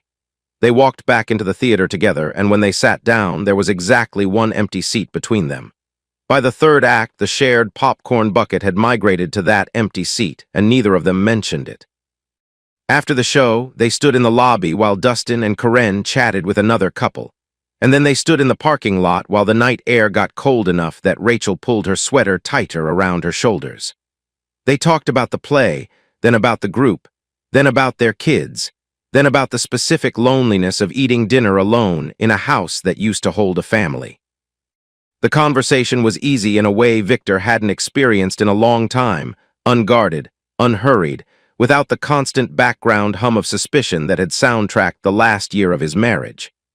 "There's a new coffee shop on High Street," Rachel said, and there was something in the way she said it, careful, casual, the verbal equivalent of testing ice before stepping onto it. "I've been meaning to try it. If you ever wanted to." Victor felt two things at once, the warm pull of something new and the cold clench of something old. The scars were still there. The trust he'd once given freely was now kept behind locked doors and complicated alarms. The idea of letting someone in anyone for any reason made every defense mechanism in his body light up like a switchboard. But Rachel wasn't asking him to let her in. She was asking him to drink coffee. "Yeah," he said, "I'd like that." He drove home through the quiet streets with the radio playing low. The trees along High Street were bare, their branches black against the streetlight glow. It was just coffee. He knew that. It was just a cup of coffee with a nice woman who understood what it felt like to sit in a folding chair in a church basement and admit that your life hadn't turned out the way you planned. But the fact that he was looking forward to it, genuinely, simply looking forward to something, felt like the first green shoot pushing through scorched earth. The story closes on a Saturday morning in late summer, roughly 1 year after the nightmare began. Victor stands on his front porch in Whitehall with a mug of coffee, watching the sunrise do its work on the Columbus skyline. The sky is layered, orange at the horizon, pink above it, then a blue so pale it's almost white. The neighborhood is still asleep. A sprinkler hisses in a yard down the street. A cardinal lands on the fence post, considers Victor without interest, and flies away. The house behind him is quiet. Lily and Jacob are still sleeping, Lily in her room with the door cracked open the way she likes it, Jacob in his crib with one arm thrown over his stuffed duck. The kitchen smells like the coffee Victor made and the banana bread he attempted last night, which turned out slightly lopsided but edible. It's sitting on the counter under a dish towel, waiting for the guests who will arrive this afternoon. Leslie is bringing her son for a playdate. An unlikely friendship, born from the worst night of both their lives, sustained by the kind of understanding that doesn't require explanation. They don't talk about Marcus or Sabrina when the kids are around. They talk about school schedules and pediatrician recommendations and the best brand of juice box, which is exactly what they both need. Dustin and Karen are coming too. Dustin has already called twice about the grill, something about the propane tank being low, and Karen is bringing her potato salad, which Victor suspects is the real reason anyone comes to his cookouts. Rachel mentioned she might stop by with a pie. It's nothing grand. Paper plates. Lawn chairs unfolded in the backyard. A cooler of sodas and beer on the patio. Kids chasing each other through the sprinkler while the adults stand around the grill and talk about nothing important, which is sometimes the most important thing you can talk about. Victor takes a sip of his coffee. It's good. Strong. He made it the way he likes it now, not the way Sabrina used to make it, too much cream, not enough time to brew. A small thing. A small, private act of reclamation that means more than it should. He thinks about the year, the naive contentment of the before, the shattering discovery, the rage, the strategy, the confrontation in a candle-lit room, 2 rings on a white tablecloth, the courtroom, the empty closet, the mismatched socks, the folding chairs in the church basement. The woman at the theater who asked him to try a coffee shop. He thinks about Sabrina, not with bitterness, not with longing, just with the quiet acknowledgement that she existed, that she mattered, that she made terrible choices and is paying for them, and that she is still his children's mother and always will be. Yesterday she picked up the kids for her weekend visit. She looked better. Steadier, she'd found work, receptionist at a dentist's office in Reynoldsburg, and the apartment was furnished now. Lily had told him, unprompted, that Mommy's new place had a balcony where you could see birds. It wasn't forgiveness. Not yet. Maybe not ever in the way the word is usually meant. But it was something adjacent to it, a loosening, a laying down, a decision to stop carrying the weight of someone else's choices and focus instead on the life growing up around him. The screen door creaks. Lily toddles out in her nightgown, rubbing her eyes against the morning light. Her hair is wild. She's holding a drawing, of course she's holding a drawing, and she presents it to Victor with the solemn pride of an artist unveiling a masterpiece. It's a picture of a house. Their house. Green grass, yellow sun, a tree in the yard. In front of the house, 3 stick figures, a tall one with yellow scribbled hair, a medium one with brown braids, and a very small one with no hair at all. "Me and Daddy and Jacob," she says. Victor looks at the drawing. He looks at his daughter. He lifts her into his arms, feeling her small weight settle against his chest, her head tucking under his chin the way it always does, and the late summer morning light washes over them both. The sunrise finishes its work. The neighborhood wakes up. Down the street, a school bus turns the corner out of habit, even though it's Saturday. The sprinkler hisses. The cardinal comes back to the fence post. Whatever tomorrow brings, Victor thinks I'm ready, not healed, not unscarred, not naive enough to believe that trust comes easy or that pain fades completely or that the right ending makes up for the wrong middle, but ready. Standing on a porch in Whitehall with coffee in one hand and his daughter in the other, open to whatever new dawn comes next.